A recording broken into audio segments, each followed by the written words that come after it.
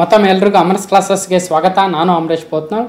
ನೋಡಿ, ನಾವು ಮೇ 2021 ಪ್ರಚಲಿತ ಘಟನೆಗಳನ್ನು ಡಿಸ್ಕಸ್ ಮಾಡ್ತಾ ಹೋಗೋಣ. ಆ ಒಂದು ಸೀರೀಸಲ್ಲಿ ಈಗ ಮೊದಲನೇ ವಿಡಿಯೋ ಆಗುತ್ತೆ. ಈ ಒಂದು ಮೇ 2021 ಮೊದಲನೇ ವಾರದಲ್ಲಿ ಇಂಪಾರ್ಟೆಂಟ್ ಆಗಿರ್ತಕ್ಕಂಥ 30 ಪ್ರಚಲಿತ ಘಟನೆಗಳನ್ನು ಡಿಸ್ಕಸ್ ಮಾಡ್ತಾ ಹೋಗೋಣ, ಅನಾಲಿಸಿಸ್ ಮಾಡ್ತಾ ಹೋಗೋಣ.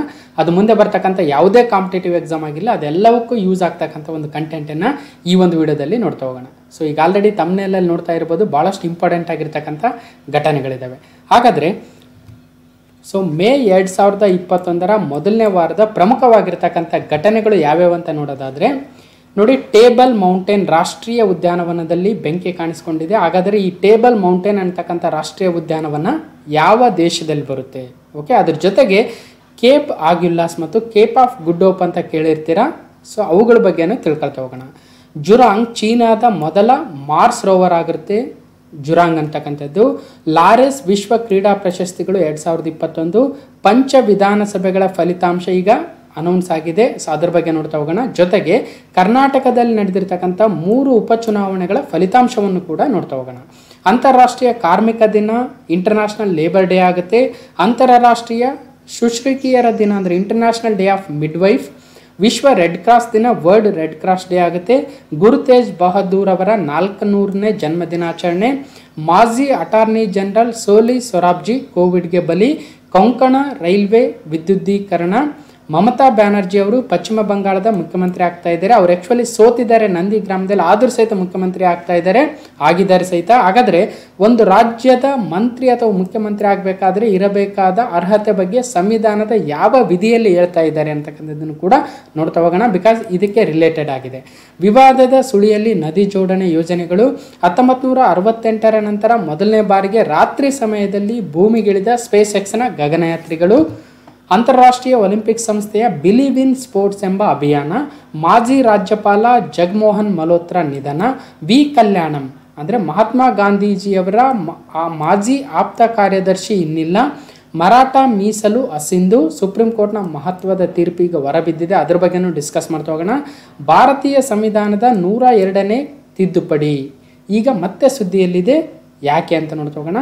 ಪರಿಶಿಷ್ಟ ಜಾತಿಗಳ ರಾಷ್ಟ್ರೀಯ ಆಯೋಗದ ಪ್ರಸ್ತುತ ಅಧ್ಯಕ್ಷರು ಮತ್ತು ಪರಿಶಿಷ್ಟ ಪಂಗಡಗಳ ರಾಷ್ಟ್ರೀಯ ಆಯೋಗದ ಪ್ರಸ್ತುತ ಅಧ್ಯಕ್ಷರು ಯಾರ್ಯಾರಿದ್ದಾರೆ? ಓಕೆ, ಸುಪ್ರೀಂ ಕೋರ್ಟ್ನ ಚುನಾವಣಾ ಆಯೋಗ ಮತ್ತು ಸುದ್ದಿ ಮಾಧ್ಯಮ, ಈ 3 ಈಗ ಡಿಸ್ಕಷನ್ ಇದ್ದಾವೆ. ಅದು ಕೂಡ ಯಾವ ಇಶ್ಯೂ ಮೇಲೆ ಅಂತ ನೋಡ್ತಾ ಹೋಗೋಣ.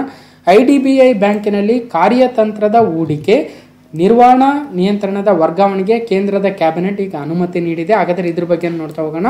ಹೊಸ ಹೆಸರಿನಲ್ಲಿ ಮತ್ತೆ ಪಬ್ಜಿ ಭಾರತಕ್ಕೆ ಎಂಟ್ರಿ ಕೊಡ್ತಾ ಇದೆ. ರೇರಾ ನೂತನ ಅಧ್ಯಕ್ಷರಾಗಿ ನೇಮಕವಾಗಿರ್ತಕ್ಕಂಥ ನಿವೃತ್ತ ಪೊಲೀಸ್ ಅಧಿಕಾರಿ ಯಾರು? ಕವಿರತ್ನ ಕಾಳಿದಾಸ ಚಿತ್ರದ ನಿರ್ದೇಶಕ ರೇಣುಕಾ ಶರ್ಮಾ ನಿಧನ. ಕರ್ನಾಟಕದಲ್ಲಿ ಆಮ್ಲಜನಕ ಉತ್ಪಾದನೆ, ಕೇಂದ್ರ ಸರ್ಕಾರದ ಹಂಚಿಕೆ ಮತ್ತು ಉಚ್ಚ ನ್ಯಾಯಾಲಯದ ಮತ್ತು ಸುಪ್ರೀಂ ಕೋರ್ಟ್ನ ತೀರ್ಪೇನಿದ್ದಾವೆ ಅಂತ ನೋಡ್ತಾ ಹೋಗೋಣ. ಪುದುಚೇರಿಯಲ್ಲಿ ಹೊಸ ಮುಖ್ಯಮಂತ್ರಿಯಾಗಿ ಪ್ರಮಾಣ ವಚನ ಸ್ವೀಕರಿಸಿದ ಎನ್ ರಂಗಸ್ವಾಮಿ ಅವರು ಯಾವ ಪಕ್ಷದ ಒಬ್ಬ ಲೀಡರ್ ಆಗಿದ್ದಾರೆ ಮತ್ತು ಅವರು ಎಷ್ಟನೇ ಸಲ ಪುದುಚೇರಿಯ ಮುಖ್ಯಮಂತ್ರಿ ಆಗ್ತಾ ಇದ್ದಾರೆ? ಹಾಗೂ ಕೊನೆಗೆ ತಮಿಳುನಾಡಿನಲ್ಲಿ ಸ್ಟಾಲಿನ್ ಆಡಳಿತ ಈಗ ಸ್ಟಾರ್ಟ್ ಆಗ್ತಾ ಇದೆ. ಸೊ ಹೀಗೆ ಈ 30 ಘಟನೆಗಳನ್ನು ಇವತ್ತಿನ ಈ ಒಂದು ವಿಡಿಯೋದಲ್ಲಿ ನೋಡ್ತಾ ಹೋಗೋಣ. ಭಾಳ ಇಂಪಾರ್ಟೆಂಟ್ ಆಗಿರ್ತಕ್ಕಂಥ ಘಟನೆಗಳಾಗ್ತವೆ. ಓಕೆ, ಹಾಗಾದರೆ ಬನ್ನಿ ಒಂದೊಂದರ ಬಗ್ಗೆನೂ ಒಂದಷ್ಟು ಅನಾಲಿಸಿಸನ್ನು, ಒಂದಷ್ಟು ಡಿಸ್ಕಷನ್ನ ಮಾಡ್ತಾ ಹೋಗೋಣ. Okay, this is my introduction. ನೋಡಿ, ಏಪ್ರಿಲ್ 2021 ನಾವು 120 ಪ್ರಶ್ನೆಗಳನ್ನು ಡಿಸ್ಕಸ್ ಮಾಡಿದ್ವಿ. ಜೊತೆಗೆ ಮಾರ್ಚ್, ಫೆಬ್ರವರಿ, ಜನವರಿಯಿಂದನೂ ಮಾಡಿದ್ದೀವಿ. ಲಾಸ್ಟ್ ಇಯರ್ ಕೂಡ ಡಿಸ್ಕಸ್ ಮಾಡಿದ್ವಿ. ಅವೆಲ್ಲವುಗಳನ್ನು ಈ ಒಂದು ಐಕಾನಲ್ಲಿ ನಾನು ಪ್ಲೇ ಲಿಸ್ಟ್ನ ಕೊಟ್ಟಿರ್ತೀನಿ, ಹೋಗಿ ನೋಡ್ಬೋದು. ಈಗ ಮೇ 2021 ಮೊದಲನೇ ವಾರದಲ್ಲಿ 30 ಪ್ರಮುಖವಾಗಿರ್ತಕ್ಕಂಥ ಘಟನೆಗಳನ್ನು ನಾವು ಅನಾಲಿಸಿಸ್ ಮಾಡ್ತಾ ಹೋಗೋಣ. ಓಕೆ, ಸೊ ಹಾಗಾದರೆ ಮೇ 2021 ಮೊದಲನೇ ವಾರದ ಪ್ರಥಮ ಪ್ರಶ್ನೆ, ಫಸ್ಟ್ ಕ್ವಶನ್ ಆಗುತ್ತೆ. ಕ್ವಶನ್ ನಂಬರ್ 1, ಟೇಬಲ್ ಮೌಂಟೇನ್ ರಾಷ್ಟ್ರೀಯ ಉದ್ಯಾನದಲ್ಲಿ ಬೆಂಕಿ ಕಾಣಿಸ್ಕೊಂಡಿದೆ. ಹಾಗಾದರೆ ಈ ಟೇಬಲ್ ಮೌಂಟೇನ್ ನ್ಯಾಷನಲ್ ಪಾರ್ಕ್ ಅಂತಕ್ಕಂಥದ್ದು ಯಾವ ದೇಶದಲ್ಲಿ ಬರುತ್ತೆ ಮತ್ತು ಅದು ಯಾಕೆ ಅಷ್ಟು ಫೇಮಸ್ ಆಗುತ್ತೆ? ಈಗ ಪ್ರಪಂಚದಲ್ಲಿ ಸಾವಿರಾರು ರಾಷ್ಟ್ರೀಯ ಉದ್ಯಾನವನಗಳಿದ್ದಾವೆ, ಅದರಲ್ಲಿ ಇದು ಯಾಕೆ ಟೇಬಲ್ ಮೌಂಟೇನ್ ರಾಷ್ಟ್ರೀಯ ಉದ್ಯಾನವನ ಇಂಪಾರ್ಟೆಂಟ್ ಆಗುತ್ತೆ ಅನ್ನೋದಾದರೆ, ಸೊ ಬನ್ನಿ ಡಿಸ್ಕಸ್ ಮಾಡ್ತಾ ಹೋಗೋಣ. ಮೊದಲನೇದಾಗಿ ಟೇಬಲ್ ಮೌಂಟೇನ್ ಅಂತಕ್ಕಂಥ ರಾಷ್ಟ್ರೀಯ ಉದ್ಯಾನವನ ಸೌತ್ ಆಫ್ರಿಕಾದಲ್ಲಿ ಬರುತ್ತೆ. ಓಕೆ, ಇಲ್ಲಿ ಈಗ ಇತ್ತೀಚೆಗೆ ಬೆಂಕಿ ಕಾಣಿಸ್ಕೊಂಡಿತ್ತು, ಹಾಗಾಗಿ ಅಲ್ಲಿ ಭಾಳಷ್ಟು ಒಂದು ನಷ್ಟ ಆಗಿದೆ. ಸೊ ಈ ಒಂದು ನ್ಯೂಸ್ ಯಾಕೆ ಇಂಪಾರ್ಟೆಂಟ್ ಆಗುತ್ತೆ ಅನ್ನೋದಾದರೆ, ಇದು ದಕ್ಷಿಣ ಆಫ್ರಿಕಾದ ಕೇಪ್ ಟೌನ್ ಹತ್ರ ಬರುತ್ತೆ. ಓಕೆ, ಯಾವುದು ಟೇಬಲ್ ಮೌಂಟೇನ್ ನ್ಯಾಷನಲ್ ಪಾರ್ಕ್ ಅಂತಕ್ಕಂಥದ್ದು ದಕ್ಷಿಣ ಆಫ್ರಿಕಾ ದೇಶದ ಕೇಪ್ ಟೌನಲ್ಲಿ ಬರುತ್ತೆ. ಓಕೆ, ಸೊ ಇದು ಯಾಕೆ ಇಂಪಾರ್ಟೆಂಟ್ ಅನ್ನೋದಾದರೆ ಇಲ್ಲಿ ಎರಡು ವಿಚಾರಗಳಿಗೆ ಈ table mountain national park important ಆಗುತ್ತೆ. ಒಂದು, ಅಲ್ಲಿ ಒಂದು ಫ್ಲಾಟ್ ಟಾಪ್ಡ್ ಮೌಂಟೇನ್ ಇದೆ ಅಂತಕ್ಕಂಥದ್ದು, ಅದನ್ನು ಟೇಬಲ್ ಮೌಂಟೇನ್ ಅಂತ ಕರೀತಾರೆ. ಅಂದರೆ ಆ ಒಂದು ಬೆಟ್ಟದ ಮೇಲ್ಗಡೆ, ಆ ಒಂದು ಪರ್ವತದ ಮೇಲ್ಗಡೆ ಫ್ಲ್ಯಾಟ್ ಆಗಿರ್ತಕ್ಕಂಥ ಲ್ಯಾಂಡ್ ಇದೆ. ಸೊ ಅದಕ್ಕೋಸ್ಕರ ಇದನ್ನು ಫ್ಲ್ಯಾಟ್ ಟಾಪ್ಡ್ ಮೌಂಟೇನ್ ಅಂತ ಕರಿತೀವಿ. ಇಲ್ಲಿ ನೋಡ್ಬೋದು, ಇದು ಮೌಂಟೇನ್ ಮೇಲ್ಗಡೆ. ಮತ್ತು ಈ ಒಂದು ಮೌಂಟೇನು ಯುನೆಸ್ಕೋ ವಿಶ್ವ ಪರಂಪರೆಯ ತಾಣವಾಗಿದೆ. ಸೊ ಅದಕ್ಕೋಸ್ಕರ ವೆರಿ ಇಂಪಾರ್ಟೆಂಟ್ ಆಗುತ್ತೆ. ಜೊತೆಗೆ ಕೇಪ್ ಆಫ್ ಗುಡ್ ಹೋಪ್ ಅಂತ ಏನು ಕರಿತೀವಿ, ಅದು ಕೂಡ ಈ ಒಂದು ನ್ಯಾಷನಲ್ ಪಾರ್ಕ್ ಅಂಡರಲ್ಲೇ ಆ ಒಂದು ವಿಸ್ತೀರ್ಣದಲ್ಲೇ ಬರ್ತಕ್ಕಂಥದ್ದು. ಸೊ ಅದಕ್ಕೋಸ್ಕರ it is very important. So ನಾವು ನಮ್ಮ ಜಿಯೋಗ್ರಫಿಲಿ ನೋಡ್ತಾ ಇರ್ತೀವಿ, ಕೇಪ್ ಆಫ್ ಗುಡ್ ಹೋಪ್ ಅಂತಕ್ಕಂಥದ್ದು ಈ ಒಂದು ಆಫ್ರಿಕಾ ಖಂಡದ ತುದಿ ಅಂತ ನಾವು ತಪ್ಪಾಗಿ ತಿಳ್ಕೊಂಡಿದ್ವಿ. ಆ್ಯಕ್ಚುಲಿ ಅದು ಆಫ್ರಿಕಾ ಖಂಡದ ತುದಿ ಕೇಪ್ ಆಗ್ಯುಲಾಸ್ ಆಗುತ್ತೆ. ಇದು ಒಂದು ಆಫ್ರಿಕಾದ ದಕ್ಷಿಣ ತುದಿ ಆಗುತ್ತೆ.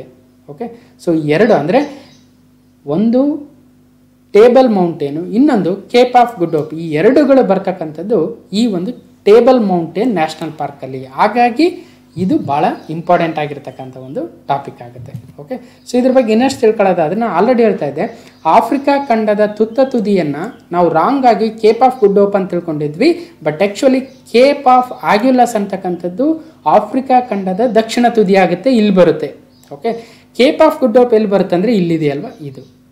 ಓಕೆ, ಇನ್ನು ಟೇಬಲ್ ಮೌಂಟೇನ್ ನ್ಯಾಷನಲ್ ಪಾರ್ಕ್ ಎಲ್ಲಿ ಬರುತ್ತೆ, ಕೇಪ್ ಟೌನಲ್ಲಿ ಬರುತ್ತೆ. ಸೊ ಈ 3 ಪಾಯಿಂಟ್, ಒಂದು ಟೇಬಲ್ ಮೌಂಟೇನ್ ಇಲ್ಲಿ ಬರುತ್ತೆ, ಅದರ ದಕ್ಷಿಣ ತುದಿ ಯಾವುದಂದರೆ ಕೇಪ್ ಆಫ್ ಗುಡ್ ಹೋಪು, ಇನ್ನು ಆಫ್ರಿಕಾ ಖಂಡದ ದಕ್ಷಿಣ ತುದಿ ಕೇಪ್ ಆಫ್ ಆಗ್ಯುಲಾಸ್ ಆಗುತ್ತೆ. ಸೊ ಎಕ್ಸಾಮಲ್ಲಿ ಬರ್ಬೋದು.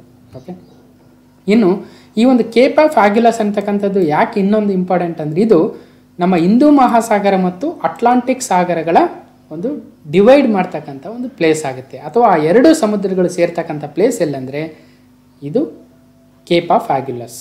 ಓಕೆ, ಎಲ್ಲಿ ಬರುತ್ತೆ ಅಂದರೆ ಈ ಒಂದು ಭಾಗದಲ್ಲಿ ಬರುತ್ತೆ. ಸೊ ಈ ಕಡೆ ನೋಡಿ ಇಂಡಿಯನ್ ಓಷನ್ ಇದೆ, ಈ ಕಡೆ ಅಟ್ಲಾಂಟಿಕ್ ಓಷನ್ ಇದೆ. ಸೊ ಇವೆರಡನ್ನು ಬೇರ್ಪಡಿಸ್ತಕ್ಕಂಥ ಒಂದು ಪ್ರದೇಶ ಯಾವುದಂದರೆ ಆಫ್ರಿಕಾ ಖಂಡದ ದಕ್ಷಿಣದ ತುತ್ತ ತುದಿಯಾಗಿರ್ತಕ್ಕಂಥ ಕೇಪ್ ಆಫ್ ಆಗ್ಯುಲಾಸ್. ಓಕೆ, ಸೊ ಇಷ್ಟು ತಿಳ್ಕೊಬೇಕು. ಸೊ ನೆಕ್ಸ್ಟ್ ಮುಂದಿನ ಪ್ರಶ್ನೆಗೆ ಹೋಗೋಣ. ಎರಡನೇ ಪ್ರಶ್ನೆ ಅಗೇನ್ ವೆರಿ ಇಂಪಾರ್ಟೆಂಟ್. ಜುರಾಂಗ್ ಚೀನಾದ ಮೊದಲ ಮಾರ್ಸ್ ರೋವರ್ ಆಗುತ್ತೆ. ಮಂಗಳನ ಅಂಗಳದಲ್ಲಿ ಒಂದು ರೋವರ್ನ ಚೀನಾ ಇಳಿಸ್ತಾ ಇದೆ, ಅದು ತನ್ನ ಮೊದಲ ರೋವರ್ ಆಗುತ್ತೆ ಜುರಾಂಗ್ ಅಂತಕ್ಕಂಥದ್ದು. ಓಕೆ ನೋಡಿ, Chinese rover Zhurong to attempt to land on Mars.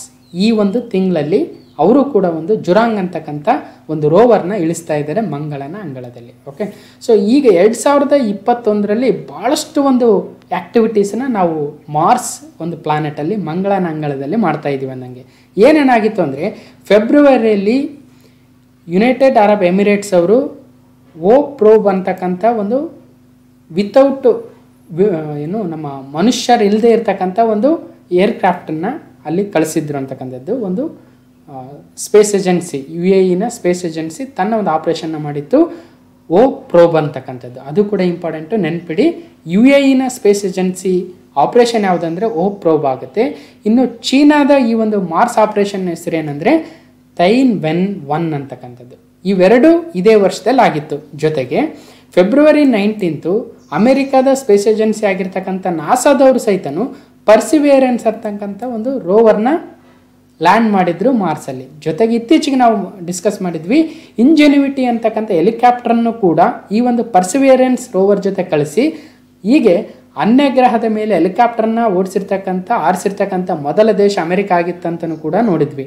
ಈಗ ಜೊತೆಗೆ ತಿಯನ್ವ್ಯಾನ್ ಅಂತಕ್ಕಂಥ ಒಂದು ಆಪ್ರೇಷನಲ್ಲಿ ಚೀನಾದವರು ಜುರಾಂಗ್ ಅಂತಕ್ಕಂಥ ರೋವರ್ನ ಈಗ ಮಂಗಳನ ಅಂಗಳದಲ್ಲಿ ಇಳಿಸಿದ್ದಾರೆ. ಹಾಗಾಗಿ ಎಲ್ಲ ಇನ್ಫಾರ್ಮೇಷನ್ ಇಂಪಾರ್ಟೆಂಟ್ ಆಗುತ್ತೆ. ಮೊದಲನೇದು UAE ಸ್ಪೇಸ್ ಏಜೆನ್ಸಿ ಮಿಷನ್ ಯಾವುದು, ಪ್ರೋಬು. ಚೀನಾದ ಮಿಷನ್ ಹೆಸರೇನು, ತೈನ್ವೆನ್-1 ಅಂತ. ಇನ್ನು ಅಮೆರಿಕದ ರೋವರ್ನ ಹೆಸರು ಪರ್ಸಿವಿಯರೆನ್ಸು, ಅದರ ಹೆಲಿಕಾಪ್ಟರ್ ಹೆಸರು ಇಂಜೆನ್ಯುವಿಟಿ. ಮತ್ತು ಫೈನಲ್ ಆಗಿ ಚೈನೀಸ್ ಈಗ ಮಾರ್ಸಲ್ಲಿ ಲ್ಯಾಂಡ್ ಮಾಡಿರ್ತಕ್ಕಂಥ ರೋವರ್ನ ಹೆಸರು ಜುರಾಂಗ್. ಸೊ ಇಷ್ಟು ಇಂಪಾರ್ಟೆಂಟ್ ಆಗುತ್ತೆ. ಸ್ವಲ್ಪ ಹೆಸರುಗಳು ಬೇರೆ ದೇಶದ ಆಗಿರೋದ್ರಿಂದ ಕನ್ಫ್ಯೂಷನ್ ಆಗ್ತವೆ, ಬಟ್ ನೋಟ್ ಮಾಡ್ಕೊಂಡೆ ನೆನ್ಪಿಟ್ಕೋಬೇಕು. ಓಕೆ, ಸೊ ನೆಕ್ಸ್ಟ್ ನೋಡೋಣ ಮೂರನೇ ಪ್ರಶ್ನೆ, ಲಾರೆಸ್ ವಿಶ್ವ ಕ್ರೀಡಾ ಪ್ರಶಸ್ತಿಗಳು 2021. ಹಾಗಾದರೆ ವರ್ಲ್ಡ್ ಸ್ಪೋರ್ಟ್ಸ್ ಅವಾರ್ಡ್ಸ್ ಏನಿದೆ ಲಾರೆಸ್ 2021 ಯಾರ್ಯಾರಿಗೆ ಸಿಕ್ಕಿದೆ, ಅದರಲ್ಲಿ ಯಾವ ಇಂಪಾರ್ಟೆಂಟ್ ಅಂತ ನೋಡ್ತಾ ಹೋಗೋಣ. ಸೊ ನಡಾಲ್ ಮತ್ತು ನವಾಮಿ ಒಸಾಕಾ ಟೆನ್ನಿಸ್ ಚಾಂಪಿಯನ್ಸ್ ಏನಿದ್ದಾರೆ ಅವ್ರಿಗೆ ಈ ಒಂದು ಅವಾರ್ಡ್ ಸಿಕ್ಕಿರ್ತಕ್ಕಂಥದ್ದು. ಸೊ ಜೊತೆಗೆ ಲೇವಿಸ್ ಹ್ಯಾಮಿಲ್ಟನ್ ಏನಿದ್ದಾರೆ ಫಾರ್ಮುಲಾ 1 ಕಾರ್ ರೇಸರು, ಅವ್ರಿಗೆ athlete advocate of the year ಅಂತಕ್ಕಂಥ ಅವಾರ್ಡ್ ಕೂಡ ಸಿಕ್ಕಿದೆ. ಓಕೆ, ಇತ್ತೀಚೆಗೆ ರಫೇಲ್ ನಡಾಲ್ ಅವರು ತಮ್ಮ 13ನೇ ಗ್ರ್ಯಾಂಡ್ ಸ್ಲಾಮನ್ನು, ಫ್ರೆಂಚ್ ಓಪನ್ ಗ್ರ್ಯಾಂಡ್ ಸ್ಲಾಮನ್ನು ಮತ್ತು ಒಟ್ಟಾರೆಯಾಗಿ 20ನೇ ಗ್ರ್ಯಾಂಡ್ ಸ್ಲಾಮನ್ನು ಗೆದ್ದಿದ್ರು. ಮತ್ತು ಜಪಾನಿನ ನವಾಮಿ ಒಸಾಕರ್ ಅವರು US ಓಪನ್ನ 2ನೇ ಬಾರಿಗೆ ಮತ್ತು ತಮ್ಮ ಜೀವಮಾನದ 4ನೇ ಗ್ರ್ಯಾಂಡ್ ಸ್ಲಾಮನ್ನು ಗೆದ್ದಿದ್ರು. ಹಾಗಾಗಿ 2021ರ ಲಾರೆಸ್ ವರ್ಲ್ಡ್ ಸ್ಪೋರ್ಟ್ಸ್ ಅವಾರ್ಡ್ಗೆ ಇವರಿಬ್ಬರು ಸೆಲೆಕ್ಟ್ ಆಗಿದ್ದಾರೆ. ಇನ್ನು ಬೇರೆ ಬೇರೆ ಅವಾರ್ಡ್ಗಳನ್ನು ಕೂಡ ಕೊಟ್ಟಿದ್ದಾರೆ, ಅವೆಲ್ಲನೂ ಇಲ್ಲಿ ಲಿಸ್ಟ್ ಔಟ್ ಮಾಡಿದ್ದೀನಿ. ಬಟ್ ಇವು 3 ಅಂದರೆ ಒಂದು ರಫೇಲ್ ನಡಾಲು, ನವಾಮಿ ಒಸಾಕಾ ಮತ್ತು ಲೇವಿಸ್ ಹ್ಯಾಮಿಲ್ಟನ್ ಭಾಳ ಸುದ್ದಿಲಿರ್ತಕ್ಕಂಥವ್ರು, ಅವು ಭಾಳ ಇಂಪಾರ್ಟೆಂಟ್ ಆಗ್ತವೆ. ಸೊ ಇನ್ನು ಮಿಕ್ಕಿರ್ತಕ್ಕಂಥ ಲಿಸ್ಟ್ ಕೂಡ ಇಲ್ಲಿ ಕೊಟ್ಟಿದ್ದೀನಿ. ಓಕೆ, ಲೇವಿಸ್ ಹ್ಯಾಮಿಲ್ಟನ್, ರಫೇಲ್ ನಡಾಲ್ ಮತ್ತು ನವಾಮಿ ಒಸಾಕರ್ ಅವರು ಪ್ರಸಿದ್ಧರಾಗಿದ್ದಾರೆ. ಇನ್ನು ಬೇರೆ ಬೇರೆ ಅವಾರ್ಡ್ಸ್ ಕೂಡ ಸಿಕ್ಕಿದ್ದಾವೆ, ಅವುಗಳನ್ನ ಇಲ್ಲಿ ಲಿಸ್ಟ್ ಔಟ್ ಮಾಡಿದ್ದೀನಿ. ಓಕೆ, ಇನ್ನು 4ನೇ ಪ್ರಶ್ನೆಗೆ ಹೋಗೋಣ. ವೆರಿ ಇಂಪಾರ್ಟೆಂಟ್ ಆಗಿರ್ತಕ್ಕಂಥದ್ದು, ಪಂಚ ವಿಧಾನಸಭೆಗಳ ಫಲಿತಾಂಶ 2021 results of the 5 assembly elections ಇತ್ತೀಚೆಗೆ ನಡೆದಿದ್ದವು. ಅಂದರೆ 4 ರಾಜ್ಯಗಳಲ್ಲಿ ಮತ್ತು 1 ಯೂನಿಯನ್ ಟೆರಿಟರಿ ಅಥವಾ ಕೇಂದ್ರಾಡಳಿತ ಪ್ರದೇಶದಲ್ಲಿ ಈ ಒಂದು ಎಲೆಕ್ಷನ್ಗಳು ನಡೆದಿದ್ವು. ಯಾವ ಒಂದು ಅಸೆಂಬ್ಲಿಲಿ ಏನು ರಿಸಲ್ಟ್ಸ್ ಬಂದಿದೆ, ಅಲ್ಲಿ ಯಾರು ಮುಖ್ಯಮಂತ್ರಿಗಳಾಗ್ಬೋದು, ಎಷ್ಟು ವಿಧಾನಸಭಾ ಕ್ಷೇತ್ರಗಳಿದ್ವು, ಎಷ್ಟು ಗೆದ್ದಿದ್ದಾರೆ, ಯಾವ ಪಕ್ಷ ಅಂತ ನೋಡ್ತಾ ಹೋಗೋಣ. ಓಕೆ, ನೋಡಿ, ಪಶ್ಚಿಮ ಬಂಗಾಳದಲ್ಲಿ BJPಗೆ ಗರ್ವಭಂಗ, ಒಂಟಿ ಕಾಲಿನಲ್ಲಿ ಹೋರಾಡಿ ಗೆದ್ದ ಮಮತಾ ಬ್ಯಾನರ್ಜಿ. ಹಾಗಾದರೆ ಯಾವ ಯಾವ ರಾಜ್ಯಗಳು ಮತ್ತು ನಮ್ಮ ಕೇಂದ್ರಾಡಳಿತ ಪ್ರದೇಶಗಳಂತ ನೋಡೋದಾದರೆ ಪಶ್ಚಿಮ ಬಂಗಾಳ, ತಮಿಳುನಾಡು, ಆಸ್ಸಾಂ, ಕೇರಳ ಮತ್ತು ಪುದುಚೇರಿ, ಈ 5 ವಿಧಾನಸಭೆಗಳಿಗೆ ಎಲೆಕ್ಷನ್ ನಡೆದಿತ್ತು. ಹಾಗಾದರೆ ಪಶ್ಚಿಮ ಬಂಗಾಳದಲ್ಲಿ TMCಗೆ ಹ್ಯಾಟ್ರಿಕ್ ಜಯ, 3ನೇ ಬಾರಿಗೆ ಮಮತಾಗೆ CM ಚುಕ್ಕಾಣಿ, ರಾಜ್ಯ ಗೆದ್ದರೂ ಶಿಷ್ಯನೆದರು ಸೋತ ದೀದಿ. ಇಲ್ಲಿ ಒಂದು ಗಮನಿಸಬೇಕು, ಅವರ ಒಂದು ಪಕ್ಷ ತೃಣಮೂಲ ಕಾಂಗ್ರೆಸ್ ಗೆದ್ದರೂ ಸಹಿತನು ಮಮತಾ ಬ್ಯಾನರ್ಜಿಯವರು ನಂದಿಗ್ರಾಮ ವಿಧಾನಸಭಾ ಕ್ಷೇತ್ರದಿಂದ ಸುವೇಂದು ಅಧಿಕಾರಿ, ಅವರ ಶಿಷ್ಯ ಆಗಿರ್ತಕ್ಕಂಥ ಸುವೇಂದು ಅಧಿಕಾರಿ ವಿರುದ್ಧ ಸೋತಿದ್ದಾರೆ, ನೆನ್ಪಿಡಿ. ಓಕೆ, 2ನೇ ರಾಜ್ಯ ತಮಿಳುನಾಡಿನಲ್ಲಿ ಸ್ಟಾಲಿನ್ ದಶಕದ ಬಳಿಕ DMKಗೆ ಅಧಿಕಾರ, ದ್ರಾವಿಡ ನೆಲದಲ್ಲಿ ಖಾತೆ ತೆರೆದ BJP. ಓಕೆ, ಅಂದರೆ ಕಳೆದ 2 ಸಲ AADMK, ಓಕೆ, ಜಯಲಲಿತಾರವರ ಪಕ್ಷ ಅವರು ಗೆದ್ದಿದ್ರು. ಈಗ 10 ವರ್ಷಗಳ ಬಳಿಕ ಮತ್ತೆ DMK ಅಲ್ಲಿ ತನ್ನ ಅಧಿಕಾರವನ್ನು ಸ್ಥಾಪಿಸ್ತಾ ಇದೆ. ಇನ್ನು 3ನೇ ರಾಜ್ಯ ಆಸಾಮಿಗೆ ಬರೋಣ.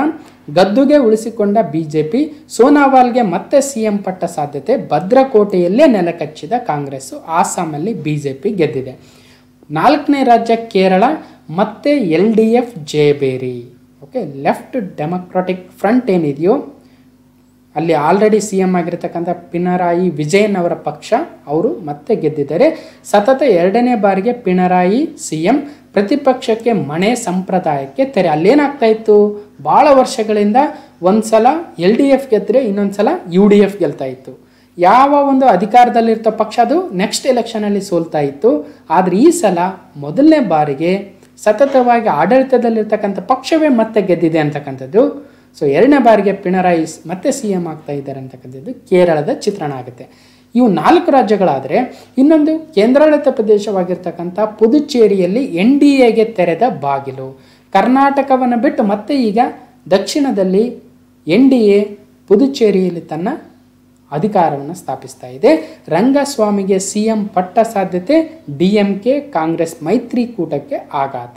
ಓಕೆ, ಸೊ ಇಷ್ಟು ಈ 4 ರಾಜ್ಯಗಳು ಮತ್ತು 1 ಕೇಂದ್ರಾಡಳಿತ ಪ್ರದೇಶದ 5 ವಿಧಾನಸಭೆಗಳ ಒಂದು ಚಿತ್ರಣ ಆಗುತ್ತೆ. ಓಕೆ, ಇನ್ನು ಸ್ಥಾನಗಳ ಬಗ್ಗೆ ನೋಡೋದಾದರೆ ತಮಿಳುನಾಡಿನಲ್ಲಿ 234 ವಿಧಾನಸಭಾ ಕ್ಷೇತ್ರಗಳಲ್ಲಿ ಮ್ಯಾಜಿಕ್ ನಂಬರ್ 118 ಅಂದರೆ ಮಿನಿಮಮ್ 118 ಒಂದು ಸ್ಥಾನವನ್ನು ಗೆದ್ದಿರ್ತಕ್ಕಂಥ ಪಕ್ಷ ಅಲ್ಲಿ ಅಧಿಕಾರವನ್ನು ಸ್ಥಾಪಿಸ್ಬೋದು. ಓಕೆ, ಹಾಗಾದರೆ DMK 160 ಗೆದ್ದಿದೆ, AADMK ಪ್ಲಸ್ 64 ಗೆದ್ದಿದ್ದೇವೆ, BJP 4. ಕೇರಳದಲ್ಲಿ 140 ವಿಧಾನಸಭಾ ಕ್ಷೇತ್ರಗಳು, magic number 71, LDF left democratic front 99. So ಹಾಗಾಗಿ ಅವರೇ ಅಧಿಕಾರವನ್ನು ಸ್ಥಾಪಿಸ್ಬೋದು. UDF United democratic front Congress ಮತ್ತು ಬೇರೆ ಪಕ್ಷಗಳು ಸೇರಿ 41. ಓಕೆ, ಇನ್ನು ಆಸಾಮಲ್ಲಿ 126 ಟೋಟಲ್ ಕ್ಷೇತ್ರಗಳು, ಮ್ಯಾಜಿಕ್ ನಂಬರ್ 64 BJP ಪ್ಲಸ್ಸು 75 ಗೆದ್ದಿದ್ದಾರೆ, ಕಾಂಗ್ರೆಸ್ 50 ಇದೆ. ಓಕೆ, ಸೊ ನೆಕ್ಸ್ಟ್ ಪುದುಚೇರಿ ಒಟ್ಟು 30 ಕ್ಷೇತ್ರಗಳು, ಅದರಲ್ಲಿ 16 ಮ್ಯಾಜಿಕ್ ನಂಬರ್ ಇತ್ತು, 16ನ ಗೆದ್ದಿದ್ದಾರೆ NDA plus BJP plus parties. So Congress 9. ಇನ್ನು ಅತಿ ದೊಡ್ಡ ಒಂದು ವಿಧಾನಸಭಾ ಒಂದು ರಾಜ್ಯ ಯಾವುದಂದರೆ ಈಗ ಪ್ರಸ್ತುತ ಇದರಲ್ಲಿ ಪಶ್ಚಿಮ ಬಂಗಾಳ 292 ಕ್ಷೇತ್ರ ಇತ್ತು, ಅದರಲ್ಲಿ ತೃಣಮೂಲ ಕಾಂಗ್ರೆಸ್ಸು 215 ಕ್ಷೇತ್ರಗಳನ್ನು ಗೆದ್ದಿದೆ. BJP 75 ಕ್ಷೇತ್ರಗಳು, ಮ್ಯಾಜಿಕ್ ನಂಬರ್ 147 ಇತ್ತು. ಸೊ ಸಫಿಷಿಯೆಂಟ್ ನಂಬರ್ಸು ತೃಣಮೂಲ ಕಾಂಗ್ರೆಸ್ಸಿಗೆ ಬಂದಿದ್ದಾವೆ. ಸೊ ಇಷ್ಟು ಇದರ ಚಿತ್ರಣ ಆಯಿತು. ಸೊ ನೋಡಿ, MK ಸ್ಟಾಲಿನ್ ಮುಖ್ಯಮಂತ್ರಿ ಆಗಿದ್ದಾರೆ. ಈಗ ಪಿನರಾಯಿ ವಿಜಯನ್ ಕೇರಳದಲ್ಲಿ ಮುಖ್ಯಮಂತ್ರಿ ಆಗ್ಬೋದು. ವೆಸ್ಟ್ ಬೆಂಗಾಲಲ್ಲಿ ಇನ್ನೇನು ಇವರು ಮಮತಾ ಬ್ಯಾನರ್ಜಿ ಅವರು ಪ್ರಮಾಣ ವಚನವನ್ನು ಸ್ವೀಕರಿಸಿದರೆ. ಆಸಾಮಲ್ಲಿ ಸರ್ಬಾನಂದ ಸೋನೋವಾಲ್ ಅವರು ಆಗ್ತಾರೆ ಅಂತ ಇದೆ. ಪುದುಚೇರಿಯಲ್ಲಿ N ರಂಗಸ್ವಾಮಿ ಅವರು ಈಗ ಮುಖ್ಯಮಂತ್ರಿಯಾಗಿ ಪ್ರಮಾಣ ವಚನವನ್ನು ಸ್ವೀಕರಿಸಿದರೆ. ಮುಂದೆ ನೋಡ್ತಾ ಹೋಗ್ತೀವಿ. ಓಕೆ, ಸೊ ಇದು 5 ರಾಜ್ಯಗಳ 5 ವಿಧಾನಸಭೆಗಳ ಒಂದು ಚಿತ್ರಣ ಆದರೆ, ಇನ್ನು ನಮ್ಮ ರಾಜ್ಯಕ್ಕೆ ಬರೋಣ. ನಮ್ಮ ರಾಜ್ಯದಲ್ಲೂ ಸಹಿತನೂ ಉಪಚುನಾವಣೆ ನಡೆದಿತ್ತು. ಎಲ್ಲೆಲ್ಲಿ ನಡೆದಿತ್ತು, ಯಾವ ಪಕ್ಷ ಗೆಲ್ತು ಅಂತ ಪ್ರಶ್ನೆ ಕೇಳಲ್ಲ, ಬಟ್ ನಾವು ಕಾಂಪಿಟೇಟಿವ್ ಎಕ್ಸಾಮ್ಗೆ ಪ್ರಿಪೇರ್ ಆಗ್ತಕ್ಕಂಥವ್ರು ಈ ಒಂದು ವಿಚಾರಗಳನ್ನು ತಿಳ್ಕೊಂಡಿರ್ಬೇಕು. ಅದರಲ್ಲೂ ಈ ರಾಜಕೀಯ ಚಿತ್ರವನ್ನು ತಿಳ್ಕೊಂಡಷ್ಟು ನಮಗೆ ಈ ಜನರಲ್ ನಾಲೆಜ್ ಕಡೆ ಒಂದು ಒಳ್ಳೆ ಒಂದು ಆಸಕ್ತಿ ಕೂಡ ಬರುತ್ತೆ ಮತ್ತು ಪಾಲಿಟಿ ಕಾನ್ಸ್ಟಿಟ್ಯೂಷನ್ಗೂ ಸಹಿತ ಯೂಸ್ ಆಗುತ್ತೆ. ಹಾಗಾದರೆ ಕರ್ನಾಟಕದಲ್ಲಿ ಯಾವ ಯಾವ ಕ್ಷೇತ್ರದಲ್ಲಿ ಉಪಚುನಾವಣೆ ನಡೆದಿತ್ತು ನೋಡ್ತಾ ಹೋಗೋಣ. ಕ್ಲೈಮ್ಯಾಕ್ಸಲ್ಲಿ BJPಗೆ ಮಂಗಳ, ಮಸ್ಕಿಯಲ್ಲಿ ಕಾಂಗ್ರೆಸ್ಗೆ ಮಸ್ತಿ, ಪ್ರತಾಪ್ ಗೌಡಗೆ ಸೋಲು, ಕಮಲಕ್ಕೆ ಬಸವ ಕಲ್ಯಾಣ, ಸಲಗರಿಗೆ ಶರಣೆಂದ ಮತದಾರ, ಬೆಳಗಾವಿಯ ಆವು ಏಣಿ ಆಟದಲ್ಲಿ ಕೈ ಸೋತ ಸತೀಶ್ ಜಾರಕಿಹೊಳಿ. ಹಾಗಾದರೆ ಕರ್ನಾಟಕದಲ್ಲಿ 2 ವಿಧಾನಸಭಾ ಕ್ಷೇತ್ರಗಳಿಗೆ ಉಪಚುನಾವಣೆ ನಡೆದಿತ್ತು. ಒಂದು ಬಸವ ಕಲ್ಯಾಣ ವಿಧಾನಸಭಾ ಕ್ಷೇತ್ರ, BJPಯ ಶರಣು ಸಲಗರ್ ಅವರು ಗೆದ್ದಿದ್ದಾರೆ, ಕಾಂಗ್ರೆಸ್ನ ಮಾಲಾ ನಾರಾಯಣ ರಾವ್ ಅವ್ರನ್ನ ಸೋಲಿಸಿದ್ದಾರೆ. ಸೊ 2ನೇ ವಿಧಾನಸಭಾ ಕ್ಷೇತ್ರ ಮಸ್ಕಿ ವಿಧಾನಸಭಾ ಕ್ಷೇತ್ರ ಆಗುತ್ತೆ. ರಾಯಚೂರು ಜಿಲ್ಲೆಯ ಮಸ್ಕಿಯಲ್ಲಿ ಕಾಂಗ್ರೆಸ್ನ ಬಸವನಗೌಡ ತುರ್ವಿಯಾಳ್ ಅವರು BJPಯ ಪ್ರತಾಪ್ ಗೌಡ ಪಾಟೀಲ್ನ ಸೋಲಿಸಿದ್ದಾರೆ. ಹಾಗಾಗಿ 2 ವಿಧಾನಸಭಾ ಉಪ ಚುನಾವಣೆಗಳಲ್ಲಿ ಒಂದು BJP ಗೆದ್ದರೆ ಇನ್ನೊಂದು ಕಾಂಗ್ರೆಸ್ ಗೆದ್ದಿದೆ. ಓಕೆ, ಇನ್ನು 3ನೇದು ಬೆಳಗಾವಿ ಲೋಕಸಭಾ ಕ್ಷೇತ್ರದಲ್ಲಿ BJPಯ ಮಂಗಳ ಅಂಗಡಿಯವರು ಕಾಂಗ್ರೆಸ್ನ ಸತೀಶ್ ಜಾರಕಿಹೊಳಿ ಅವ್ರನ್ನ ಸೋಲಿಸಿದ್ದಾರೆ. ಓಕೆ, ಸೊ ಇಷ್ಟು ನೆನ್ಪಿಡಬೇಕು. ಕರ್ನಾಟಕದಲ್ಲಿ ಒಟ್ಟು 28 ಲೋಕಸಭಾ ಕ್ಷೇತ್ರಗಳಿದ್ದಾವೆ, 224 ವಿಧಾನಸಭಾ ಕ್ಷೇತ್ರಗಳಿದ್ದಾವೆ. ಓಕೆ, ಇನ್ನು ಮೇ 2021ರಲ್ಲಿ ಇಂಪಾರ್ಟೆಂಟ್ ಆಗಿರತಕ್ಕಂಥ ಡೇಸ್ ಆ್ಯಂಡ್ ಥೀಮ್ಸ್ ನೋಡ್ತಾ ಹೋಗೋಣ. ಮೊದಲನೇದು, ಅಂತಾರಾಷ್ಟ್ರೀಯ ಕಾರ್ಮಿಕ ದಿನವನ್ನು ಯಾವ ಉದ್ದೇಶಕ್ಕಾಗಿ ಆಚರಿಸಲಾಗುತ್ತದೆ? International labour day is celebrated for the purpose of. Okay, ಯಾವ ಉದ್ದೇಶಕ್ಕೆ ಅಂತ ನೋಡೋಣ. ಮೇ 1 ನಾವು ಅಂತಾರಾಷ್ಟ್ರೀಯ ಕಾರ್ಮಿಕ ದಿನಾಚರಣೆ ಅಥವಾ ಇಂಟರ್ನ್ಯಾಷನಲ್ ಲೇಬರ್ ಡೇ ಅಂತ ಆಚರಣೆ ಮಾಡ್ತೀವಿ. ಉದ್ದೇಶ ಏನಂದರೆ ವಿಶ್ವದಾದ್ಯಂತ ಕಾರ್ಮಿಕರ ಮತ್ತು ಅವರ ಕೊಡುಗೆಗಳನ್ನು ಆಚರಿಸಲು ಮತ್ತು ವಿಶೇಷವಾಗಿ 1886 ಅಂದರೆ 1886ರಲ್ಲಿ ಅಮೆರಿಕದ ಚಿಕೋಕಾದಲ್ಲಿರ್ತಕ್ಕಂಥ ಎ ಮಾರ್ಕೆಟ್ ಅಂತಕ್ಕಂಥ ಒಂದು ಪ್ರದೇಶದಲ್ಲಿ ಆಗಿರ್ತಕ್ಕಂಥ ಗಲಭೆಯಲ್ಲಿ ಹಲವಾರು ಜನ ಪ್ರಾಣವನ್ನು ಕಳೆದುಕೊಳ್ತಾರೆ. ಅವರ ನೆನಪಿಗಾಗಿ ನಾವು ಪ್ರತಿ ವರ್ಷ ಮೇ 1 ಅಂತಾರಾಷ್ಟ್ರೀಯ ಕಾರ್ಮಿಕ ದಿನಾಚರಣೆ ಅಂತ ಆಚರಣೆಯನ್ನು ಮಾಡ್ತೀವಿ. ಯಾಕೆ ಅಲ್ಲಿ ಗಲಭೆ ನಡೀತು ಅನ್ನೋದಾದರೆ, ಆಗಿನ ಒಂದು ಕಾರ್ಮಿಕರಿಗೆ ದಿನಕ್ಕೆ 15 ಗಂಟೆಗಳ ಕಾಲ ಕೆಲಸ ಮಾಡಬೇಕು ಅಂತ ಒತ್ತಾಯಿಸ್ತಾ ಇದ್ರು. ಅದಕ್ಕೋಸ್ಕರ ಆ ಎಲ್ಲ ಕಾರ್ಮಿಕರು ಸೇರಿ ಆ ಒಂದು 15 ಗಂಟೆಗಳ ಕೆಲಸದ ಅವಧಿಯನ್ನು ವಿರೋಧಿಸಲು ಮತ್ತು ಕೆಲಸದ ಅವಧಿಯನ್ನು 8 ಗಂಟೆಗೆ ಇಳಿಸಲು ಪ್ರತಿಭಟನೆಯನ್ನು ಮಾಡ್ತಾರೆ. ಆಗ ಅಲ್ಲಿ ಅವ್ರನ್ನ ಭಾಳ ಜನ, 100 ಜನರನ್ನು ಸಾಯಿಸ್ತಾರೆ. ಅದಕ್ಕೋಸ್ಕರ ಕಾರ್ಮಿಕರ ಒಂದು ದಿನವನ್ನು ಆಚರಣೆ ಮಾಡಬೇಕನ್ನೋ ಉದ್ದೇಶಕ್ಕೆ ಮೇ 1 ಅಂತಾರಾಷ್ಟ್ರೀಯ ಕಾರ್ಮಿಕ ದಿನಾಚರಣೆ ಅಂತ ಆಚರಣೆಯನ್ನು ಮಾಡ್ತೀವಿ. 2021ರ ಥೀಮ್ ಏನಾಗುತ್ತೆ?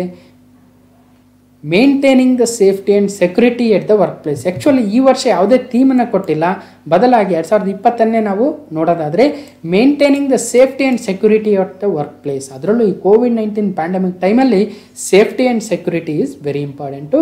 Health safety and health security is also important ಆಗುತ್ತೆ. ಓಕೆ, ಸೊ ಎಲ್ಲ ಕಾರ್ಮಿಕ ಬಂಧುಗಳಿಗೆ ಅಂತಾರಾಷ್ಟ್ರೀಯ ಕಾರ್ಮಿಕ ದಿನದ ಶುಭಾಶಯಗಳನ್ನು ನಮ್ಮ ಪ್ರಧಾನಮಂತ್ರಿಗಳು ಮತ್ತು BS ಯಡಿಯೂರಪ್ಪ, ನಮ್ಮ ಸನ್ಮಾನ್ಯ ಮುಖ್ಯಮಂತ್ರಿಗಳು ಸಹಿತ ಇದರಲ್ಲಿ ನಾವು ನೋಡ್ಬೋದು ಶುಭಾಶಯಗಳನ್ನು ಕೋರಿರ್ತಕ್ಕಂಥದ್ದು. ಓಕೆ, ಇನ್ನು 7ನೇ ಪ್ರಶ್ನೆ, ಯಾವ ದಿನವನ್ನು ಅಂತಾರಾಷ್ಟ್ರೀಯ ಶುಶ್ರೂಷಕಿಯರ ದಿನ ಅಂತ ಆಚರಣೆ ಮಾಡ್ತೀವಿ? ನಾವು ಜನರಲ್ ಆಗಿ ಸೂಲಗಿತ್ತಿಯರು ಅಂತ ಏನು ಕರಿತೀವಿ, ಮಿಡ್ ವೈಫ್ಸ್ ಅಂತ ಕರಿತಾ ಇರ್ತೀವಿ. ಹಾಗಾದರೆ which day is celebrated as international day of the mid wife ಅಂದರೆ ಮೇ 5 ಆಗುತ್ತೆ. ಪ್ರತಿ ವರ್ಷ ನಾವು ಮೇ 5 ಸುಲಭ ಹೆರಿಗೆ ಕಾರ್ಯ ಮತ್ತು ತಾಯಿಯ ನವಜಾತ ಶಿಶುವಿನ ಆರೈಕೆ ಹಾಗೂ ಅವರ ಸಾವುಗಳನ್ನು ಕೊನೆಗಾಣಿಸುವಲ್ಲಿ ಮಹತ್ತರ ಕೊಡುಗೆಯನ್ನು ನೀಡತಕ್ಕಂತಹ ಶುಶ್ರೂಷಕಿಯರು ಅಥವಾ ಸೂಲಗಿತ್ತಿಯರ ಅಥವಾ ಮಿಡ್ವೈಫರ್ಗಳ ಅವರ ದಿನವನ್ನು ನಾವು ಅವರ ಒಂದು ಕಾರ್ಯವನ್ನು ನೆನಪಿಸಿಕೊಳ್ಳೋಕ್ಕೋಸ್ಕರ May 5 international day of midwife ಅಥವಾ ಅಂತಾರಾಷ್ಟ್ರೀಯ ಸೂಲಗಿತ್ತಿಯರ ದಿನ ಅಂತ ಆಚರಣೆಯನ್ನು ಮಾಡ್ತೀವಿ ನೋಡಿ. ಸೊ ಈ ಹೆರಿಗೆ ಮಾಡಬೇಕಾದ್ರೂ ಅಥವಾ ಆ ಒಂದು ಹುಟ್ಟಿರ್ತಕ್ಕಂಥ ಶಿಶುಗಳ ಮಗುವಿನ ಆರೈಕೆ ಮಾಡುವುದರಲ್ಲಿ ಈ ಒಂದು ಸೂಲಗಿತ್ತಿಯರು ಬಹಳ ಒಂದು ಪ್ರಮುಖವಾಗಿರ್ತಕ್ಕಂಥ ಪಾತ್ರವನ್ನು ವಹಿಸ್ತಾರೆ. ಸೊ ಅದಕ್ಕೋಸ್ಕರ ಅವರ ಕಾರ್ಯವನ್ನು ನಾವು ನೆನಪಿಸ್ಕೋಬೇಕು ಮತ್ತು ಅದರಲ್ಲೂ ಸಹಿತ ಈ ಕೋವಿಡ್-19 ಸಾಂಕ್ರಾಮಿಕ ರೋಗದ ಮಧ್ಯದಲ್ಲೂ ಸಹಿತನು ಅವರು ತಮ್ಮ ಅತ್ಯಮೂಲ್ಯ ಸಮಯವನ್ನು ಸೇವೆಯನ್ನು ಸಲ್ಲಿಸ್ತಾ ಇದ್ದಾರೆ. ಅದಕ್ಕೋಸ್ಕರ ನಾವು ಈ ಒಂದು ಪ್ಯಾಂಡಮಿಕ್ ಟೈಮಲ್ಲಿ ಅವರ ಸೇವೆಯನ್ನು ನೆನಪಿಸ್ಕೊಳ್ಬೇಕು. ಸೊ ಅದಕ್ಕೋಸ್ಕರ ಮೇ 5 ನಾವು ಅಂತಾರಾಷ್ಟ್ರೀಯ ಮಿಡ್ವೈಫ್ ಡೇ ಅಂತ ಆಚರಣೆಯನ್ನು ಮಾಡ್ತೀವಿ. ಈ ವರ್ಷ ಏನು ಥೀಮ್ ಅಂದರೆ follow the data invest in midwives ಅಂತಕ್ಕಂಥದ್ದು 2021 ಥೀಮ್ ಆಗುತ್ತೆ. Follow the data invest in midwives ಅಂತ. ಓಕೆ, ಇನ್ನು 8ನೇ ಪ್ರಶ್ನೆ, ಯಾರ ಜನ್ಮದಿನವನ್ನು ವಿಶ್ವ ರೆಡ್ ಕ್ರಾಸ್ ದಿನ ಅಂತ ಆಚರಣೆ ಮಾಡ್ತೀವಿ? Whose birthday is celebrated as World Red Cross Day ಅಂದರೆ ಇಲ್ಲಿ ಆನ್ಸರ್ ಕೊಟ್ಟಿದ್ದೀನಿ. ಹೆನ್ರಿ ಡುನಂತ್ ಅವರ ದಿನವನ್ನು ನಾವು ಪ್ರತಿ ವರ್ಷ ಮೇ 8 ಆಗುತ್ತೆ. ಆ May 8 world Red Cross day ಅಂತ ಕರಿತೀವಿ. ಕಾರಣ ಏನು ಅನ್ನೋದಾದರೆ ನೋಡಿ, ಅಗತ್ಯವಿರುವವರಿಗೆ ಸಹಾಯ ಮಾಡಲು ಸದಾ ಸಿದ್ಧರಿರುವ ಸ್ವಯಂ ಸೇವಕರ ಸೇವೆಯನ್ನು ಪ್ರಶಂಸಿಸಲು. ಹೌದು, ಇದು ವೆರಿ ಇಂಪಾರ್ಟೆಂಟ್ ಆಗುತ್ತೆ. ಇವಾಗ ನಮಗೆ ಅದರ ಬೆಲೆ ಗೊತ್ತಾಗ್ತಾ ಇದೆ. ಓಕೆ, ಈಗ ಭಾಳ ಜನಕ್ಕೆ ಅಗತ್ಯ ಇದೆ. ಈ ಕೋವಿಡ್-19 ಪ್ಯಾಂಡಮಿಕ್ ಟೈಮಲ್ಲಿ ಭಾಳ ಜನಕ್ಕೆ ಆಕ್ಸಿಜನ್ ಇಲ್ಲ ಅಂತ ಕೇಳ್ತಾ ಇದ್ದೀವಿ, ಬೆಡ್ ಸಿಗ್ತಾ ಇಲ್ಲ ಅಂತ ಕೇಳ್ತಾ ಇದ್ದೀವಿ. ಇಂಥ ಸಮಯದಲ್ಲಿ ಸ್ವಯಂ ಸೇವಕರು ಮುಂದೆ ಬರ್ತಾ ಇದ್ದಾರೆ. ಅವರ ಸೇವೆಯನ್ನು ನಾವು ಪ್ರಶಂಸೆ ಮಾಡಬೇಕು, ಮೆಚ್ಚಬೇಕು ಮತ್ತು ಅವರಿಗೆ ಒಂದಷ್ಟು ನೆನಪು ಕೂಡ ಮಾಡ್ಕೋಬೇಕಾಗುತ್ತೆ. ಸೊ ಅಂಥ ದಿನ world Red Cross day May 8 ಆಚರಣೆಯನ್ನು ಮಾಡ್ತಾ ಇದ್ದೀವಿ.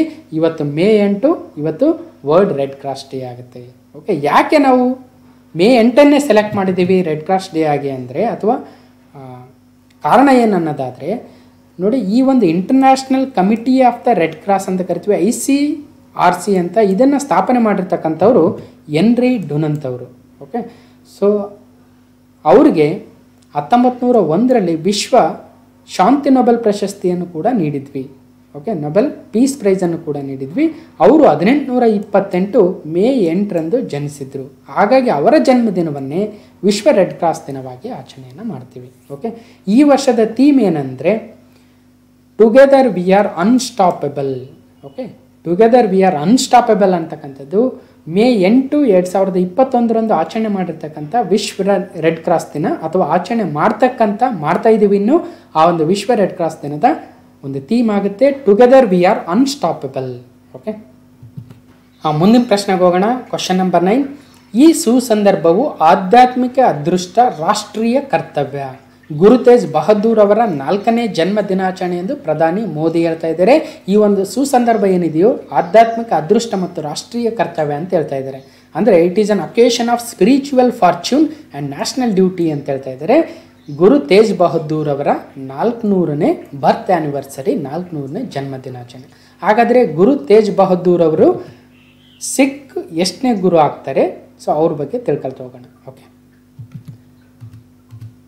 ನೋಡಿ, ರಾಷ್ಟ್ರವು ವಿಧಿವತ್ತಾಗಿ ಸಂಸ್ಮರಣೆ ಮಾಡುತ್ತಿದೆ ಶ್ರೀ ಗುರು ತೇಜ್ ಬಹದ್ದೂರ್ ಜಿ ಅವರ 400ನೇ ಪರಕಾಶ್ ಪೂರಬ್. ಅವ್ರು ಏನಂತ ಕರೀತಾರೆ? ಪರಕಾಶ್ ಪೂರಬ್ ಅಂತ ಕರೀತಾರೆ. 1 ಮೇ 2021 ಆಗುತ್ತೆ. ಓಕೆ, ಹಾಗಾದರೆ ಸೊ ಒಟ್ಟು 10 ಸಿಖ್ ಗುರುಗಳು ಇದ್ದರು ಅಂತ ಹೇಳ್ತೀವಿ.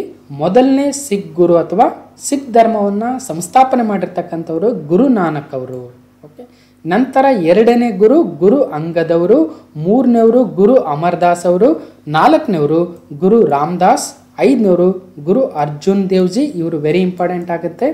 ನೆಕ್ಸ್ಟು 6ನೇವರು ಗುರು ಹರ್ಗೋವಿಂದ್ ಅವರು, 7ನೇವರು ಗುರು ಹರ್ ರಾಯ್ ಜಿ ಅವರು, 8ನೇವರು ಗುರು ಹರ್ಕಿಶನ್ ಅವರು, 9ನೇವರು ಗುರು ತೇಜ್ ಬಹದ್ದೂರ್ ಅವರು. ಇವರ 400ನೇ ಜನ್ಮದಿನವನ್ನು ನಾವು ಮೇ 1 ಆಚರಣೆಯನ್ನು ಮಾಡ್ತಾ ಇದ್ದೀವಿ. ಇನ್ನು ಸಿಖ್ ಧರ್ಮದ ಕೊನೆಯ ಗುರು ಅಂತ ಕರಿತೀವಿ ಗುರು ಗೋವಿಂದ್ ಸಿಂಗ್ ಅವರು. ಇವರು 10ನೇ ಸಿಖ್ ಧರ್ಮದ ಗುರು ಆಗ್ತಾರೆ. ಓಕೆ, ಇನ್ನು ಗುರು ಗ್ರಂಥ ಸಾಹಿಬ್ ಅಂತಕ್ಕಂಥದ್ದು ಸಿಖ್ ಧರ್ಮದ ಪವಿತ್ರ ಗ್ರಂಥವಾಗುತ್ತೆ. ಸೊ ಇದ್ರ ಬಗ್ಗೆ ತಿಳ್ಕೊಳ್ಳೋಣ. ಸೊ ಮುಂದೆ ಹೋಗೋಣ. ಮಾಜಿ ಅಟಾರ್ನಿ ಜನರಲ್ ಸೋಲಿ ಸೊರಾಬ್ಜಿ ಅವರು ಕೋವಿಡ್ಗೆ ಬಲಿಯಾಗಿದ್ದಾರೆ. ನೋಡಿ, ಕೋವಿಡ್ ಟೈಮಲ್ಲಿ ಭಾಳಷ್ಟು ಜನ ಸಾಯ್ತಾ ಇದ್ದಾರೆ. ಅದರಲ್ಲೂ ಇಂಪಾರ್ಟೆಂಟ್ ಆಗಿರ್ತಕ್ಕಂಥ ಒಬ್ಬ ಮಹಾನ್ ವ್ಯಕ್ತಿಗಳು ಸಹಿತ ಸಾಯ್ತಾ ಇರೋದನ್ನು ನಾವು ನೋಡ್ತಾ ಇದ್ದೀವಿ. ಓಕೆ, ಹಾಗಾದರೆ ನಮ್ಮ ಕಾಂಪಿಟೇಟಿವ್ ಎಕ್ಸಾಮ್ಗೆ ಏನು ಕ್ವಶನ್ ಬರ್ಬೋದು ಅವುಗಳನ್ನು ನಾವು ತಿಳ್ಕೊಳ್ತಾ ಹೋಗೋಣ. ಓಕೆ, ಹಾಗಾದರೆ ಸೋಲಿ ಸೊರಾಬ್ಜಿ ಅವರು ಯಾರಾಗಿದ್ದರು, ಏನಾಗಿದ್ರು ಅಂತ ನೋಡ್ತಾ ಹೋಗೋಣ. ಇವರು ಮಾಜಿ ಅಟಾರ್ನಿ ಜನರಲ್ ಆಗಿದ್ದರು ಸೊರಾಬ್ಜಿ ಅವರು. ಓಕೆ, ಭಾರತದ ಮಾಜಿ ಅಟಾರ್ನಿ ಜನರಲ್ ಪದ್ಮವಿಭೂಷಣ ಪುರಸ್ಕೃತ ಹಿರಿಯ ವಕೀಲ ಸೋಲಿ ಸೊರಾಬ್ಜಿ ಅವರು ಕೋವಿಡ್ ಸೋಂಕಿನಿಂದ ನಿಧನರಾಗಿದ್ದಾರೆ. ಇವರು ಸೋಲಿ ಸೊರಾಬ್ಜಿ ಅವರು.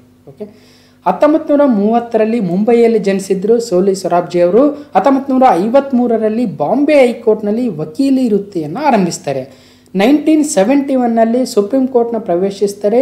1989ನಲ್ಲಿ ಮೊದಲ ಬಾರಿ ಅಟಾರ್ನಿ ಜನರಲ್ ಆಗ್ತಾರೆ. ನಂತರ 1998ಇಂದ 2004ರವರೆಗೆ ಎರಡನೇ ಬಾರಿಗೆ ಭಾರತದ ಅಟಾರ್ನಿ ಜನರಲ್ ಹುದ್ದೆಯನ್ನು ನಿಭಾಯಿಸ್ತಾರೆ. ಓಕೆ, ಇವರು ಈ ಅಟಾರ್ನಿ ಜನರಲ್ ಅಂದರೆ ಭಾರತದ ಕೇಂದ್ರ ಸರ್ಕಾರವನ್ನು ಅಥವಾ ಭಾರತ ಸರ್ಕಾರವನ್ನು ನ್ಯಾಯಾಲಯಗಳಲ್ಲಿ ರೆಪ್ರೆಸೆಂಟ್ ಮಾಡ್ತಕ್ಕಂಥ ಒಂದು ಕಾರ್ಯವನ್ನು ಅಟಾರ್ನಿ ಜನರಲ್ ಅವರು ನಿರ್ವಹಿಸ್ತಾರೆ. ಅಂದರೆ ಈಗ ಯಾವುದೋ ಒಂದು ಕೇಸ್ ಆಗಿತ್ತಂದರೆ ಸರ್ಕಾರದ ಪರವಾಗಿ ವಾದ ಮಾಡ್ತಕ್ಕಂಥ ಅತ್ಯಂತ ಉನ್ನತ ಸ್ಥಾನದಲ್ಲಿರ್ತಕ್ಕಂಥ ವಕೀಲರು ಯಾರು ಅಂದರೆ ಅವರು ಅಟಾರ್ನಿ ಜನರಲ್ ಅವರು ಆಗಿರ್ತಾರೆ. ಅಂತಹ ಹುದ್ದೆಯನ್ನು 2 ಬಾರಿ ನಿರ್ವಹಿಸಿರ್ತಕ್ಕಂಥವರು ಸೋಲಿ ಸೊರಾಬ್ಜಿ ಅವರು. ಓಕೆ, ಸೊ ಇನ್ನು ಇವರು ಯಾವ ಕೇಸ್ಗಳಲ್ಲಿ ಇಂಪಾರ್ಟೆಂಟ್ ಆಗಿರ್ತಕ್ಕಂಥ ಕೇಸ್ಗಳಲ್ಲಿ ಭಾರತ ಸರ್ಕಾರದ ಪರ ವಹಿಸಿದ್ರು ಅನ್ನೋದಾದರೆ, ಸಂವಿಧಾನದ ಮೂಲ ರಚನೆಯ ರಕ್ಷಣೆ ಕುರಿತಾದ ಕೇಶವಾನಂದ ಭಾರತಿ ಪ್ರಕರಣ ಏನಿದೆಯೋ ಆ ಒಂದು ಪ್ರಕರಣದಲ್ಲಿ ಮತ್ತು ಸಂವಿಧಾನದ 356ನೇ ವಿಧಿಯ ದುರ್ಬಳಕೆ ಕುರಿತಾಗಿರ್ತಕ್ಕಂಥ ಬೊಮ್ಮಾಯಿ ತೀರ್ಪಿನ ಪ್ರಕರಣದಲ್ಲೂ ಸಹಿತ ಇವರು ವಾದವನ್ನು ಮಾಡಿದರು. ನಮ್ಮ ಕರ್ನಾಟಕದ ಮುಖ್ಯಮಂತ್ರಿ ಆಗಿದ್ದಂತಹ ಎಸ್.ಆರ್. ಬೊಮ್ಮಾಯಿ ಅವರು ಈಗ ಪ್ರಸ್ತುತ ಕರ್ನಾಟಕ ಸರ್ಕಾರದ ಗೃಹ ಮಂತ್ರಿಗಳಾಗಿರ್ತಕ್ಕಂಥ ಬಸವರಾಜ ಬೊಮ್ಮಾಯಿ ಅವರ ತಂದೆ ಎಸ್.ಆರ್. ಬೊಮ್ಮಾಯಿ ಅವರು ಮುಖ್ಯಮಂತ್ರಿಗಳಾಗಿದ್ದರು. ಆದರೆ ಆರ್ಟಿಕಲ್ 356 356ನೇ ವಿಧಿಯಲ್ಲಿ ಏನು ಹೇಳ್ತಾರೆ, ಆ ಒಂದು ವಿಧಿಯನ್ನು ಬಳಸ್ಕೊಂಡು ರಾಜ್ಯ ತುರ್ತು ಪರಿಸ್ಥಿತಿಯನ್ನು, ರಾಷ್ಟ್ರಪತಿ ಆಡಳಿತವನ್ನು ನಮ್ಮ ಕರ್ನಾಟಕ ರಾಜ್ಯದಲ್ಲಿ ಹೇರಿದ್ರು.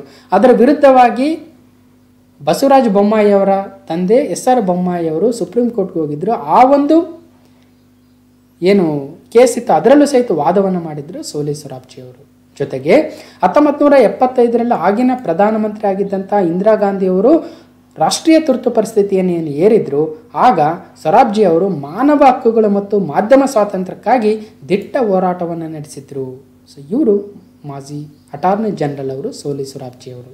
ಓಕೆ, ಹಾಗಾದರೆ ಅಟಾರ್ನಿ ಜನರಲ್ ಆಫ್ ಇಂಡಿಯಾ ಅಂತಕ್ಕಂಥದ್ದು ನಮ್ಮ ಭಾರತೀಯ ಸಂವಿಧಾನದ ಆರ್ಟಿಕಲ್ 76ರಲ್ಲಿ ಅಥವಾ 76ರ ಮುಖಾಂತರ ಕ್ರಿಯೇಟ್ ಮಾಡಿರ್ತಕ್ಕಂಥದ್ದು ಒಂದು ಹುದ್ದೆ ಆಗುತ್ತೆ, ಸಂವಿಧಾನಿಕ ಹುದ್ದೆ ಆಗುತ್ತೆ. ಇದು ಕಾನೂನು ವಿಷಯಗಳ ಬಗ್ಗೆ ಭಾರತ ಸರ್ಕಾರಕ್ಕೆ ಸಲಹೆ ನೀಡ್ತಕ್ಕಂಥದ್ದು ಮತ್ತು ವಿವಿಧ ಕೋರ್ಟ್ಗಳಲ್ಲಿ ಭಾರತ ಸರ್ಕಾರವನ್ನು ರೆಪ್ರೆಸೆಂಟ್ ಮಾಡತಕ್ಕಂಥ ಕೆಲಸವನ್ನು ಅಟಾರ್ನಿ ಜನರಲ್ ಅವರು ಮಾಡ್ತಾರೆ. ಇಂಥ ಅಟಾರ್ನಿ ಜನರಲ್ ಅವರು ಭಾರತದವರು ಮೊದಲನೇರು ಯಾರಂದರೆ MC ಸೆತಲ್ವಾದ್ ಅವರು ಮೊದಲನೇ ಅಟಾರ್ನಿ ಜನರಲ್ ಆಗ್ತಾರೆ. ಈಗ ಪ್ರಸ್ತುತ ಯಾರಿದ್ದಾರೆ ಅಟಾರ್ನಿ ಜನರಲ್ ಮತ್ತು ಎಷ್ಟನೇವರು ಅಂತ ಕೇಳ್ಬೋದು.